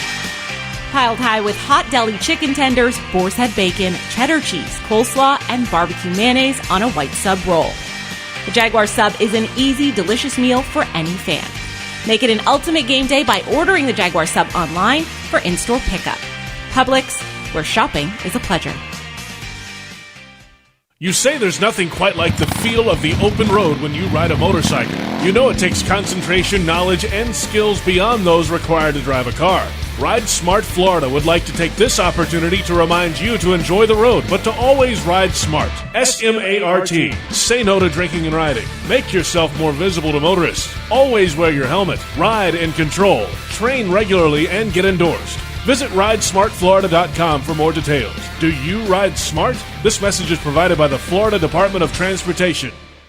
Maximize your energy savings with a new energy-efficient heating and cooling system from Florida Home Air Conditioning today. Get up to $1,750 back and a free Nest thermostat when Florida Home buys back your old inefficient HVAC system. Expert technicians and flexible payment options are great reasons to call Florida Home today. Florida Home Air Conditioning, the official air conditioning partner of the Jacksonville Jaguars. Visit FloridaHomeAC.com for details, terms, and conditions. License number CMC 1250399, CFC 1430664, EC 130-08557. FloridaHomeAC.com. Football and Miller Lite. Duval's greatest pairing. Can cracks at kickoff. Tailgates going well past postgame. Sunday night overtime. For the touchdown. Followed by Monday morning pride. Knocking on bar tops for luck. Kicking back on any given Sunday. You never forget the way some things taste. Jags football tastes like Miller time. Celebrate responsibly. 2023 Miller Brewing Company, Milwaukee, Wisconsin. Touchdown at Jaguars away games when you fly nonstop from Jacksonville International Airport. Join the Jaguars in New Orleans and Pittsburgh. Watch them win in Houston and Nashville. All the other Jaguars games are just one short connection away. And if airport parking has you stressed, be sure to visit the Jax Airport website before traveling to the terminal. On it, you'll find information about the status of on-airport parking in real time. See if your favorite areas are available or if you need to call an audible. Visit flyjax.com for more information. Brooks Rehabilitation is hiring nurses who want to be empowered as advocates, educators, care coordinators, and leaders in exceptional patient care. They have open RN, LPN, HHA, and CNA positions across their inpatient, skilled nursing, and home health care settings. Join their nationally recognized team, where you'll serve as a central team member doing what you do best, providing exceptional patient care. Apply at careers.brooksrehab.org.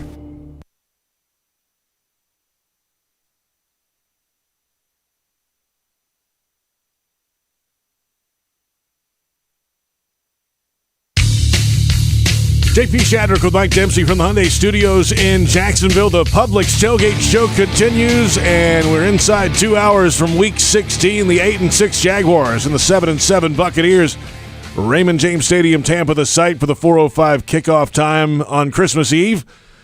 And there's a lot of action on this Christmas weekend around the NFL, spread out over a few different days this week. Mike, let's go around the NFL. Yeah, the games that the Jags are mostly concerned with are being played right now in terms of, other than their own, of course, coming up later on this afternoon. Both of the teams that are tied with in the AFC South are in action. And fortunately for the Jaguars, they're trailing right now as Houston was down 14-0. Joe Flacco had hit Amari Cooper with a touchdown to make it a 14-point margin, and in the ensuing kickoff, Dameon Pierce ran it back for the Texans, 98 yards. They haven't really done anything offensively.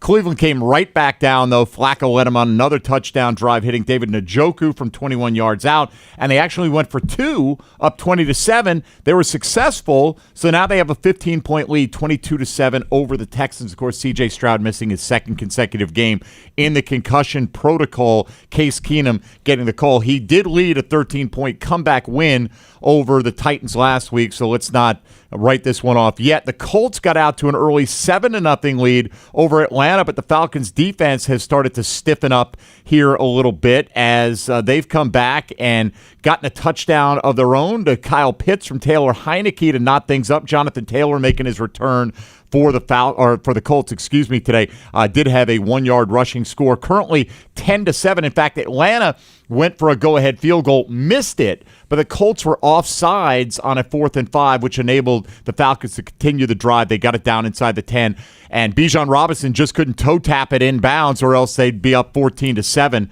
right now. But they just forced the punt from the Colts at the 2-minute warning. So 10-7 Atlanta with the ball, hoping to add to that lead late in the first half. Both of those results there would be fantastic for the Jaguars. The Tennessee Titans in action as well, although eliminated from the playoff picture, but the Jags are going to have to face them in Week 18, and you know they'd love to do nothing more than spoil the Jags season. Right now, they're leading at 10-3. Derrick Henry actually has a touchdown pass to Chig Okonkwo as Ryan Tannehill getting the start for the injured Will Levis today, but 10-3. The Titans up on Seattle. Other games around the National Football League, we just saw a touchdown pass from Jordan Love to Dontavian Wicks of 21 yards.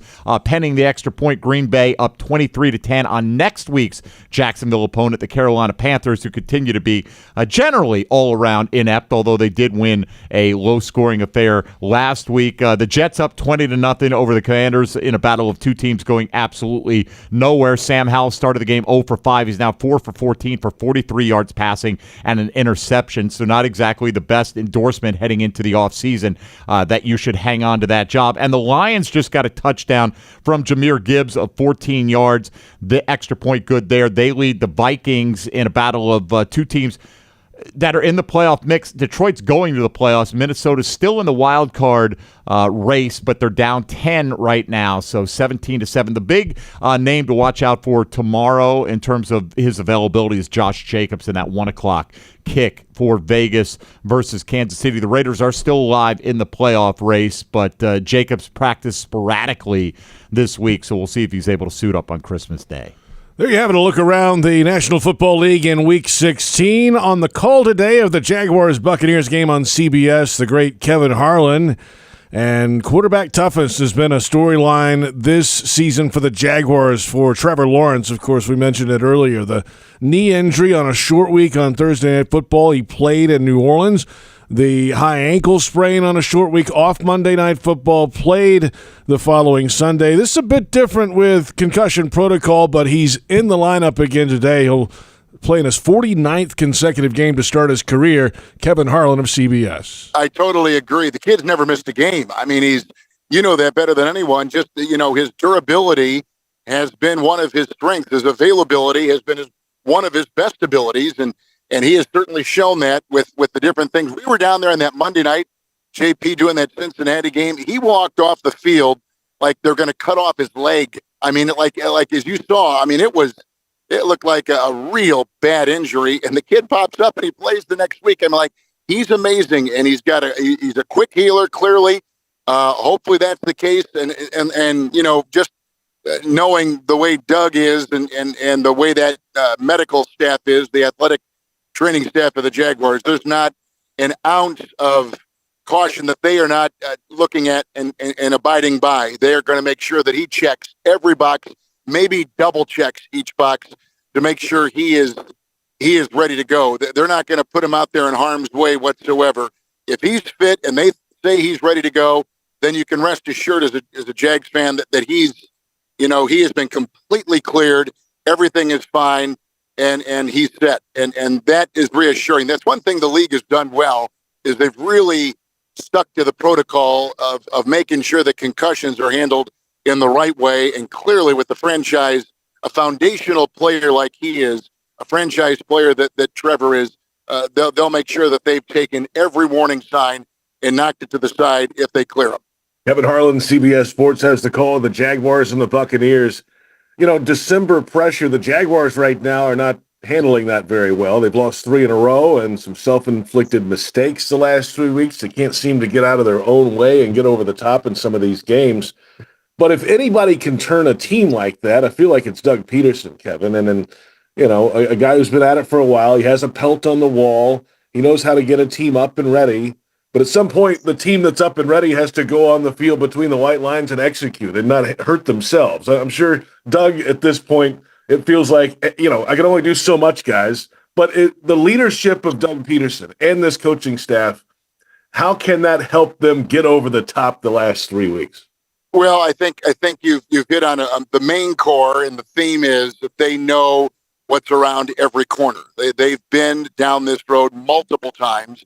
And listen, every good team in the league, and I'm including the Jaguars clearly in that as a first-place team, every good team has stumbled this season. We know that San Francisco at one time lost 3 straight games. We know that Philadelphia is staggering right now.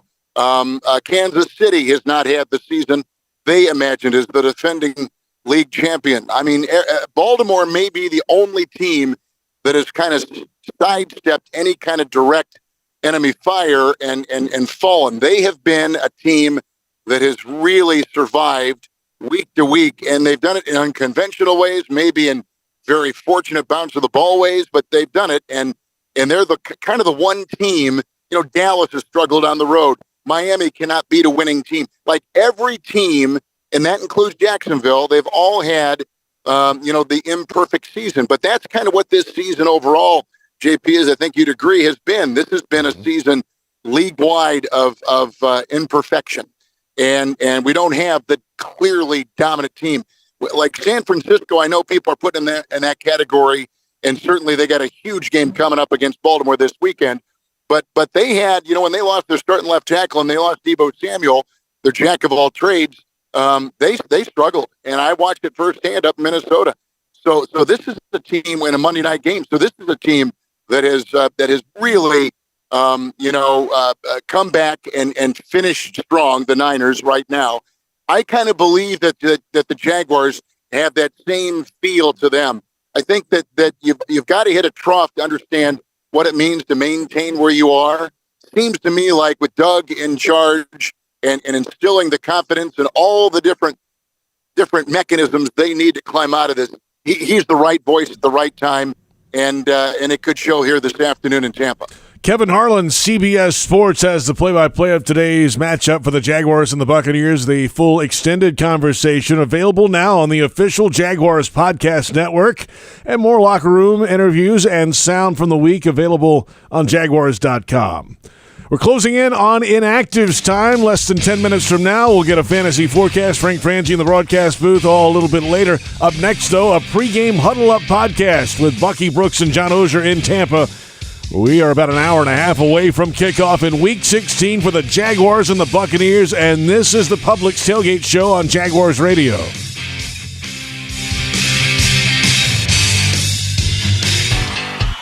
As the official supermarket of the Jacksonville Jaguars, Publix is helping fans gear up for game day with the limited-time Jaguars sub. Piled high with hot deli chicken tenders, boar's head bacon, cheddar cheese, coleslaw, and barbecue mayonnaise on a white sub roll. The Jaguar sub is an easy, delicious meal for any fan. Make it an ultimate game day by ordering the Jaguar sub online for in-store pickup. Publix, where shopping is a pleasure. Hey Florida, this is Luke Fortner, center for the Jacksonville Jaguars. We all know the rush of a good game, but there's no winning with aggressive driving on our roads. It's all about strategy and control. Embrace the space with the driver in front of you, go the speed limit, and use that blinker. These are the moves that make us all champions of the road. Target Zero is our game plan for safer roads and is a testament to our teamwork and dedication. Join me and let's get everyone home safely every single day. Tackle your marketing needs with Kessler Creative. Providing direct mail services for more than a decade, Kessler has a wide range of services from small mailers to large banners and signs. Draft Kessler as your first pick to receive the best targeted mail list. Elevate your business and be on the winning team with Kessler Creative. Kessler Creative, results-driven marketing and proud partner of your Jacksonville Jaguars. Hey Jags Nation, it's Andre Sisco, safety of your Jacksonville Jaguars, here to talk to you about Lou-Ray Peanut Company.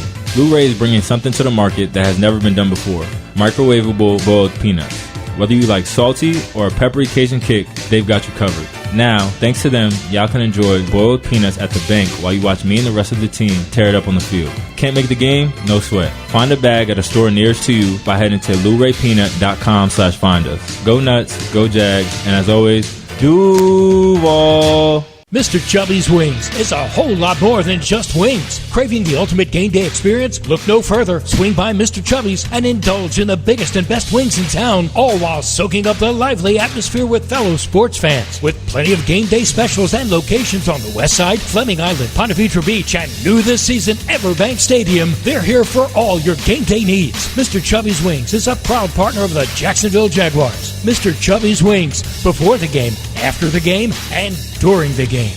Headquartered in Jacksonville, Florida, CSI Companies partners with leading organizations across the country to deliver workforce solutions. As a proud sponsor of your Jacksonville Jaguars, CSI crafts personalized operations to fuel the success of businesses, both big and small. Whether it's finding the right talent for a job or seamlessly managing a project from start to finish, CSI has over 3 decades of experience in getting the job done. This is your workforce solutions reimagined. Visit CSICompanies.com.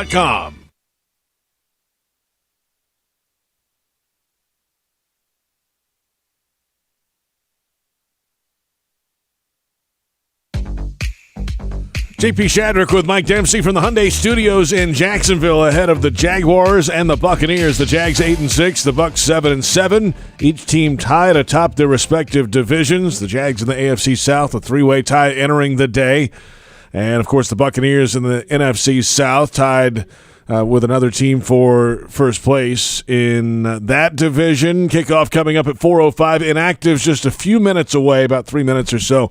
We'll give you those when they come down. Let's go to Raymond James Stadium in Tampa and welcome in Bucky Brooks and John Oehser. And Merry Christmas. It's almost here, John. Your favorite holiday is tomorrow. Merry Christmas. Absolutely. I mean, here we are, and a great day. I mean, it down here, it's a gray, just the way I like it. Great weather, and big game, guys, no doubt. It is a big game. It's an exciting time. It should be great to see a little buzz in the stadium. The Bucs are hot. We haven't been, but it's a chance to turn it around. Yeah, big ball game, and hey, the quarterback's playing. That's the number one storyline all week long coming out of the protocol. Expectations for Trevor Lawrence today. Bucky, what do you think? Look, I think the expectation would be the same as if he didn't enter the protocol. Watching him in pregame, he went through his normal routine. Didn't look like he had any ill effects. Threw the ball pretty well. Had a lot of energy. Was lively. So my expectation, we're going to see number 16 at his best today. Yeah, and we need that. I mean, it sort of got lost a little bit with the concussion, but a lot of decisions that hurt last week from him. Needs to play better. Needs to play better in big moments. Now that the concussion is out of the way, it felt to me like the last 2 weeks that ankle was still a little bit of a thing. Is that completely clear? Is he healthy? And can he make the big decisions in the big moments? I think that's got to be the storyline around him right now. Hey, guys, we're at that point in the season where we all do a lot of scoreboard watching. What do you think about the players on this team? Like, Bucky, as a former player, would you want to know exactly where you stand at kickoff today as we see right now the Texans and the Colts both trailing in their games? You know, it kind of depends on the overall maturity of the team. If the team is mature enough where they can look up and handle it, yes. But if it's one of those teams that are easily distracted, I would say no. So based on my interpretation of this team, I would say no, I don't want them to know much of anything. But it's kind of hard to keep that from them just because they're always on their phones, they're in that or whatever. But I would try to keep it away from them so they could just kind of focus on the main thing, which is what is going to take place here at 4 o'clock. Yeah, in the old days, you could turn the one TV in the corner off. Right. And now you have to turn all the TVs off. You have to shut Wi-Fi in the world down. So I don't think you can do it. To me, you scoreboard watch when you're behind. You play your game when you're ahead. So really all the Jaguars have to do is win. They don't have to worry about it. Mm-hmm. So I think there's a lot of players who take that approach of, hey, as long as we win, it really doesn't matter what else you do. If they're a mature team, like Bucky said, I think that's the way they approach it. All right, guys, can the Jaguars run the football today? And if they cannot, who's catching the football today? It's going to be hard. Buck, you want to take this one? Look, it's hard for me to sit here and say they're going to be able to run the football with Vita Vea right in the middle of that defense. I'm going to say if they are going to run it, they're going to have to run it to the perimeter. It's going to have to be more trick-em-type runs, more so than a downhill physical running game. In terms of catching it, look, the game plan has to go through Evan Ingram. Evan Ingram has to be the guy that they feature early. Hopefully you can get him to draw a double team, and then that'll loosen up the coverage for others.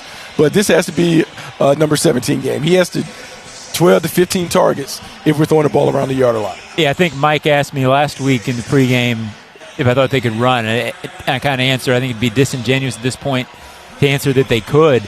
I just don't see them being a 100-yard rushing team right now. I do wonder, can they do it enough early to establish a legitimate threat and maybe give Trevor some time and some looks downfield?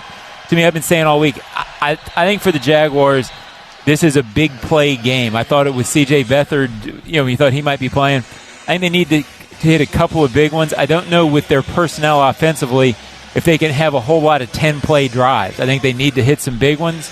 You keep thinking that it's going to be an above the X's and O's game for Calvin Ridley. He's had those. Mm-hmm. I think he needs another one today. Yeah, this is going to be potentially a stop the big play game as well defensively, as the passing game obviously clicking last week for Tampa Bay with the perfect quarterback rating for Baker Mayfield, but the weapons are there regardless. How big of a challenge is this offense compared to some of the better ones they played recently? Well, it's a challenge outside because you got two of the best wide receivers in football. You have a Hall of Famer in Mike Evans, and then you have a guy who's a perennial Pro Bowler in Chris Godwin. And the challenge is, can you line up and play man-to-man on those guys, or do you have to play zone? And if you play zone, can you communicate well enough to make sure that the ball stays in front of the defense? This is a game where the coverage has to be helped by the pressure. So it's more of a Trayvon Walker, Josh Allen game than Darius Williams and Tyson Campbell. The pressure has to force Baker to get rid of the ball, to not allow him to push it down the field, because, look, those guys on the outside are outstanding. And so it's going to be tough for those guys to match up down in, down out. Yeah, I kind of feel that too. I think it's a game where realistically they're going to give up a little bit to the wide receivers.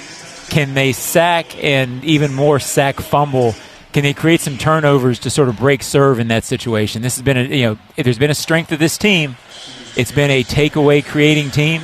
If you give up one or two, okay, but you've got to get something to help this offense defensively.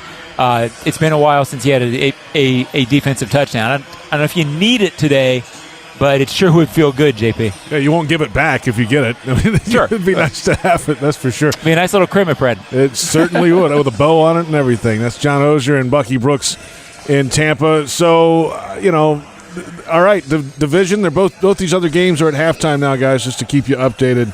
Joe Flacco threw an interception in the end zone on the final play of the first half. So the Texans are down 22-7 at halftime. The Falcons lead the Colts 13-7 at half. Don't tell anybody in the locker room, though.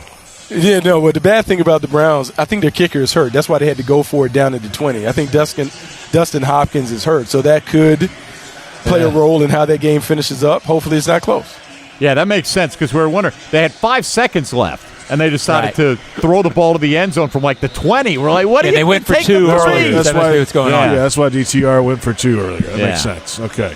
All right, gentlemen, Merry Christmas. Have a great day today, and bring back a gift-wrapped win, will you? Guys, you as well. Thank you. All right, thanks, guys. John Ozier, Bucky Brooks joining us from Raymond James Stadium in Tampa, and best I can tell, the inactives are available now, and let's get to them for today's game. First, for the Jacksonville Jaguars, there are 5 players down today. Zay Jones, wide receiver, is one of those. He will not play in this game. That means he and Christian Kirk are out. Greg Jr., cornerback, is down today. Yasir Abdullah, outside linebacker, the rookie, again down today. Chandler Brewer, offensive lineman, is out today. And Angelo Blackson, defensive tackle, is out for today's game. Those are the 5 down for the Jacksonville Jaguars. Yeah, same for the Bucs 5, and that does not include Antoine Winfield, who is active. He was questionable to play. That would have been a nice boost for Jacksonville. But the linebacker J.J. Russell, defensive lineman Deadrin Sennett, offensive lineman Brandon Walton, outside linebacker Marquise Watts, and backup quarterback John Wolford. Those not playing today for Tampa. The inactives are in. The Jaguars and the Buccaneers, a battle of first-place teams in their respective divisions coming up. We are closing in on Jaguars Radio Network coverage. Countdown to kickoff starts at 3 o'clock, but up next, it's a fantasy forecast and Frank Frangie in the broadcast booth. The Jags and the Buccaneers in Week 16. On this Christmas Eve, it's the Publix Tailgate Show on Jaguars Radio.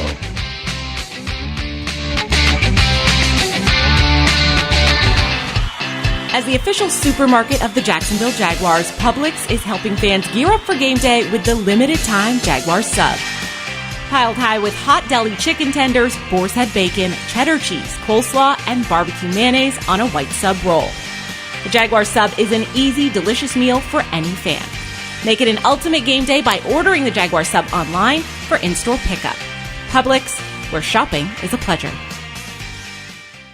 As the official ticket marketplace of the Jacksonville Jaguars and the NFL, Ticketmaster has a wide selection of tickets available for every game. Whether you're cheering on the Jaguars at home or away, Ticketmaster has you covered. With Ticketmaster's interactive seat map, you'll get a 360-degree preview of your seat so you can make sure you've got the best view of those pivotal plays. Plus, the Ticketmaster app makes it easy to sell or transfer tickets if your plans change. And mobile tickets make getting in on game day a breeze. Find tickets today at Ticketmaster.com/Jaguars. That's Ticketmaster.com/Jaguars.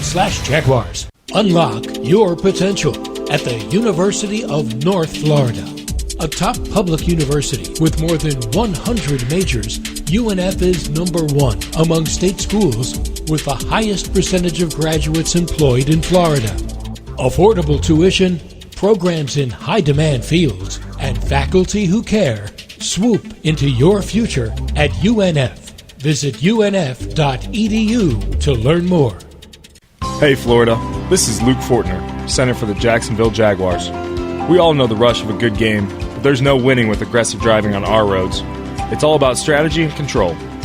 Embrace the space with the driver in front of you, go the speed limit, and use that blinker. These are the moves that make us all champions of the road. Target Zero is our game plan for safer roads and is a testament to our teamwork and dedication. Join me and let's get everyone home safely every single day.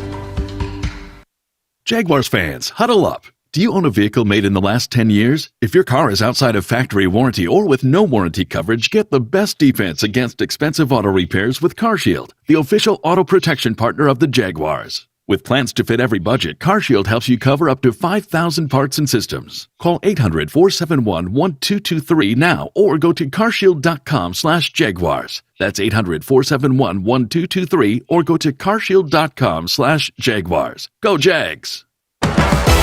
Calling all Jags fans. Is your little one ready to become a junior Jaguar? Now through January 2nd, MyGate rewards loyalty members who buy 2 20-ounce Coca-Cola participating products will be entered to win one of 10 behind-the-scenes experiences at EverBank Stadium for your child. Plus, you'll earn a 10-cent rollback at the pump, a win every time. Fuel your child's dreams, your car, and your passion for the Jags with Gate, proud partner of the Jacksonville Jaguars.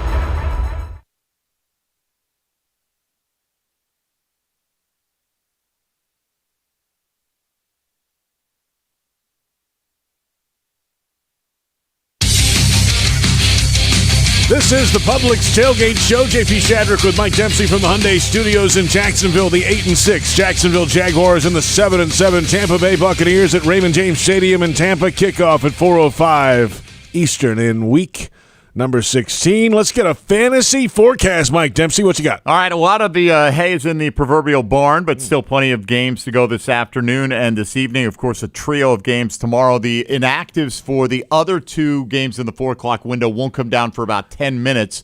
But some of the guys we'll be keeping our eyes on will include Bears running back Deontay Foreman, not expected to play. He missed practice this week due to personal reasons. Nobody knows exactly what those personal reasons are, but it looks like it could be a heavy dose of Roschon Johnson and Khalil Herbert, which if you need to play one of those guys, it's a good matchup versus the Arizona Cardinals. By the way, Arizona's James Conner ran great against San Francisco last week, so I'm not worried in what is on paper a difficult matchup versus the Bears this afternoon. Really, the big name we're keeping our eye on here is Tyreek Hill, who warmed up last week, looked fine, and then was a scratch.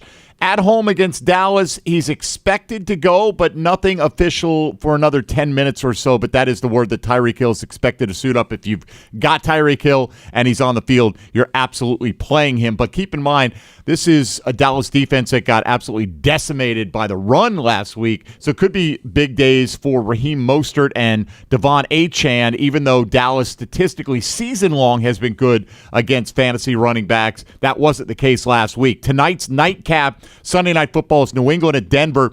The Patriots down a number of typical starters. Ramondre Stevenson's been out for a few weeks, so Ezekiel Elliott gets another start there. But Hunter Henry has been the key to their passing game recently. He's had a great connection with Bailey Zappi. He got ruled out yesterday. Juju Smith-Schuster is out as well. So not a lot of great options. Devontae Parker and Demario Douglas top the list for the Patriots in the passing game. Tomorrow, the big one we have our eye on is Josh Jacobs. 1 o'clock kick.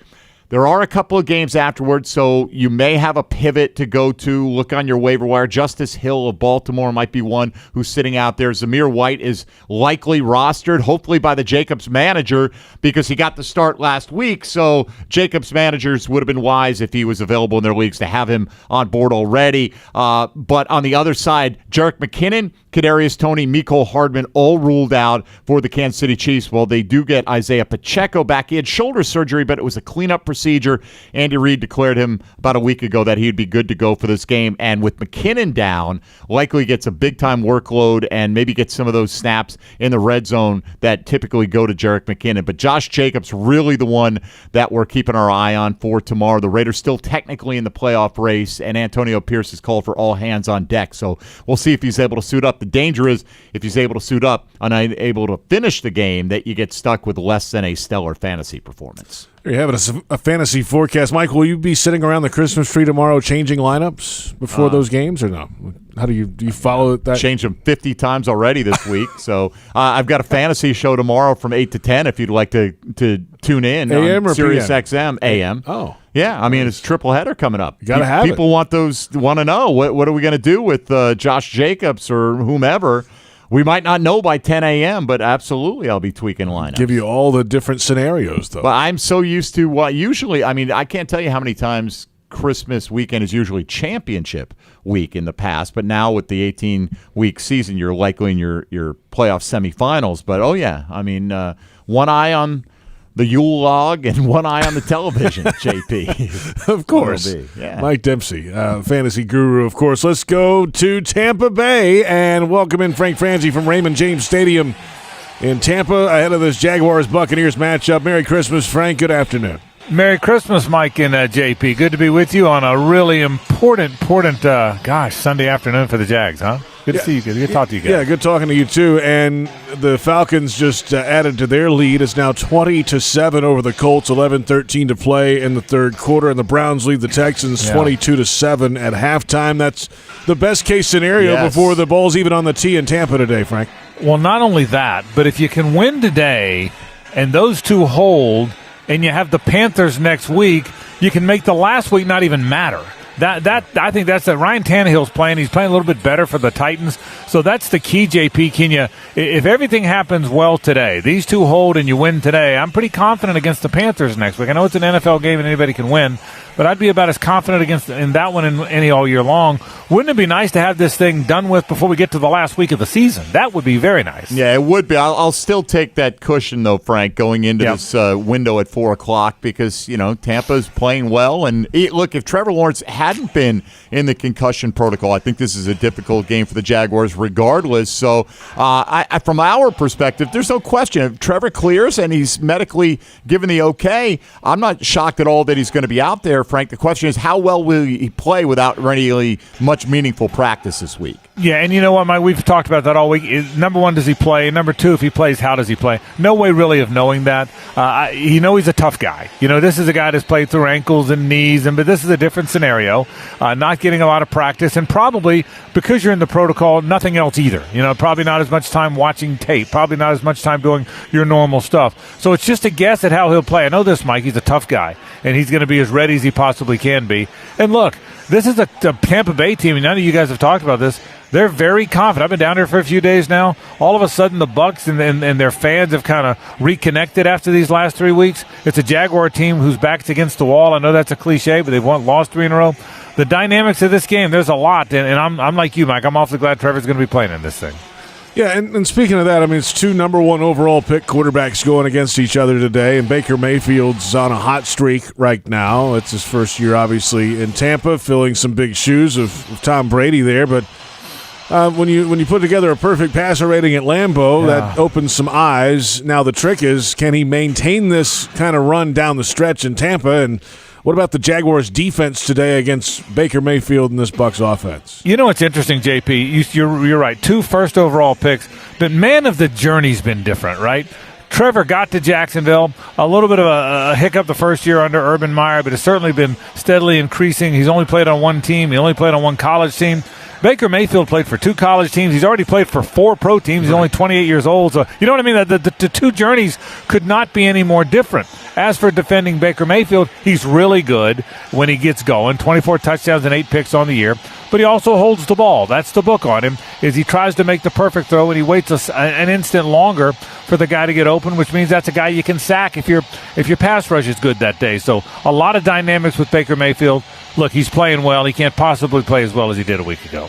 No, he can't. Well, you can't play better. That's for sure. Right? He was literally perfect in terms of the passer rating. But Frank, how much would it just go for the Jags to win today, just to have a fast start, just to get up early and not shoot themselves in the foot, whether that's make a big play offensively or defensively, or have the Bucs make a miscue that you take advantage of? Dead on, Mike, and I think you're exactly right. Not just a mistakes part, but a team that's lost 3 games. These guys are still a bunch of guys in their early 20s, right? They're human beings. And if you lost 3 games in a row, you've lost a little confidence. You've lost a little I don't care who you are. I don't care what sport you're playing. If you've lost 3 games in a row, you've lost a little bit of confidence when you go out on the field that day. And conversely, the Bucs have won 3 in a row, so they're going to come in there with some confidence. So if it starts out that way, the Bucs continuing to play well and the Jags continuing to struggle, that's a problem. So I to your point, I think a fast start for all those reasons is critical today. It really is. Frank Franzi from Raymond James Stadium in Tampa. Vita Vea, the nose tackle for the Tampa Bay Buccaneers, is 6'4", 347 pounds. He's in his 6th year out of Washington. And we know about the interior of the offensive line for the Jaguars. It has suffered some criticism, let's say, this season. So this is the matchup today, at least for me, on that offensive line. That's the scariest matchup. The good is this team doesn't have the kind of edge rushers you've been playing. Gosh, it seems like every week the Jags have run into some really good pass rushers outside. I don't think the Bucs have that. But Vita Vea is a great player. He's big and physical. He's a two-gap guy. And yeah, you're right. Luke Fortner hasn't played great. Brandon Sheriff not as well as he would like to. These guys have fought some injuries. There's been a little bit of a revolving door at left guard only because of the injuries. So, yeah, guard, center guard. The Jags would tell you they need to play a little bit better in that spot. And Vita Vea is a bear in the middle, man. So yeah, it is a challenge. That's the biggest challenge for the Jaguars offense, I think. I think you hit it, JP. Can you block Vita Vea in the middle of that defensive line? Well, Frank, we want to score touchdowns, but if it's field goal time, you got to make them, right? And I get it. 50 and 55 yards are no gimmies, but we know Brandon McManus has plenty of leg, but he missed a couple last week. How confident are you in him getting the job done today if called upon? I think he's a good kicker, Mike. I don't think he just become a bad kicker. But back to your point a minute ago about a fast start, I'd sure like to see him make that first one. You know, I don't care if it's a chip shot. I even hope the first one's a chip shot. I think sometimes you have to see, they say in basketball players, you just need to see the ball go in the basket when you were not shooting very well. Maybe a layup or a dunk, right? I wouldn't mind seeing that for Brandon because I think he's got to regain some confidence. Again, he's a very good kicker, but he has missed a few in a row. Now, look, that was 50 and 55 yards last week. But, yeah, I'd like to see him make that first one. I hope the first one's 31 yards, and I hope he knocks it right through there and regains some confidence because this is that kind of game, isn't it, where it could come right down to it at the end of the game. I don't think anybody expects a big margin middle of the fourth quarter. Could be that kind of a game. All right, Frank, have a great call. Bring back a win from Tampa, will you? All right, fellas. Merry Christmas. Thank you. Frank Frangie. Santa Frank in Tampa, getting ready for the Jaguars and the Buccaneers. Yeah, you know, how does a kicker become a bad kicker? By missing a bunch of kicks. So that's how that would work. So he's got to get it on track. No doubt. Brandon McManus had been nearly perfect this year, but he's had a couple of misses in key games. And, you know, last week the 50-yarder was bad, and it felt like he let the non-call of running into the kicker maybe impact him on the second one, hooked it badly. You know, wind was blowing a little bit, but regardless, JP, I'm with Frank.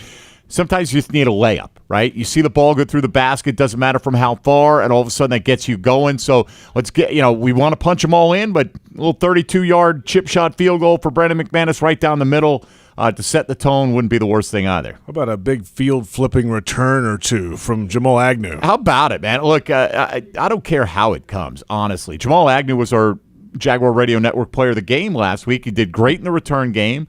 He only played 10 offensive snaps, but scored the only offensive touchdown. And when Press Taylor was going through the other receivers who needed to step up, he was the first name that he mentioned today. So Jamal Agnew's probably going to have a lot of hats he's wearing today. So we're about an hour away from the kickoff time of the Jaguars and the Buccaneers. Jaguars Radio Network coverage and countdown to kickoff starting in just moments. We'll have the top stories of the day. We'll hear from the booth in Tampa, Jeff Lageman and Tony Baselli. Prior to the Jaguars running back Fred Taylor, and the final word before kickoff with Jags head coach Doug Peterson. Jaguars Buccaneers coming up in Week 16. This has been the Publix Tailgate Show on Jaguars Radio.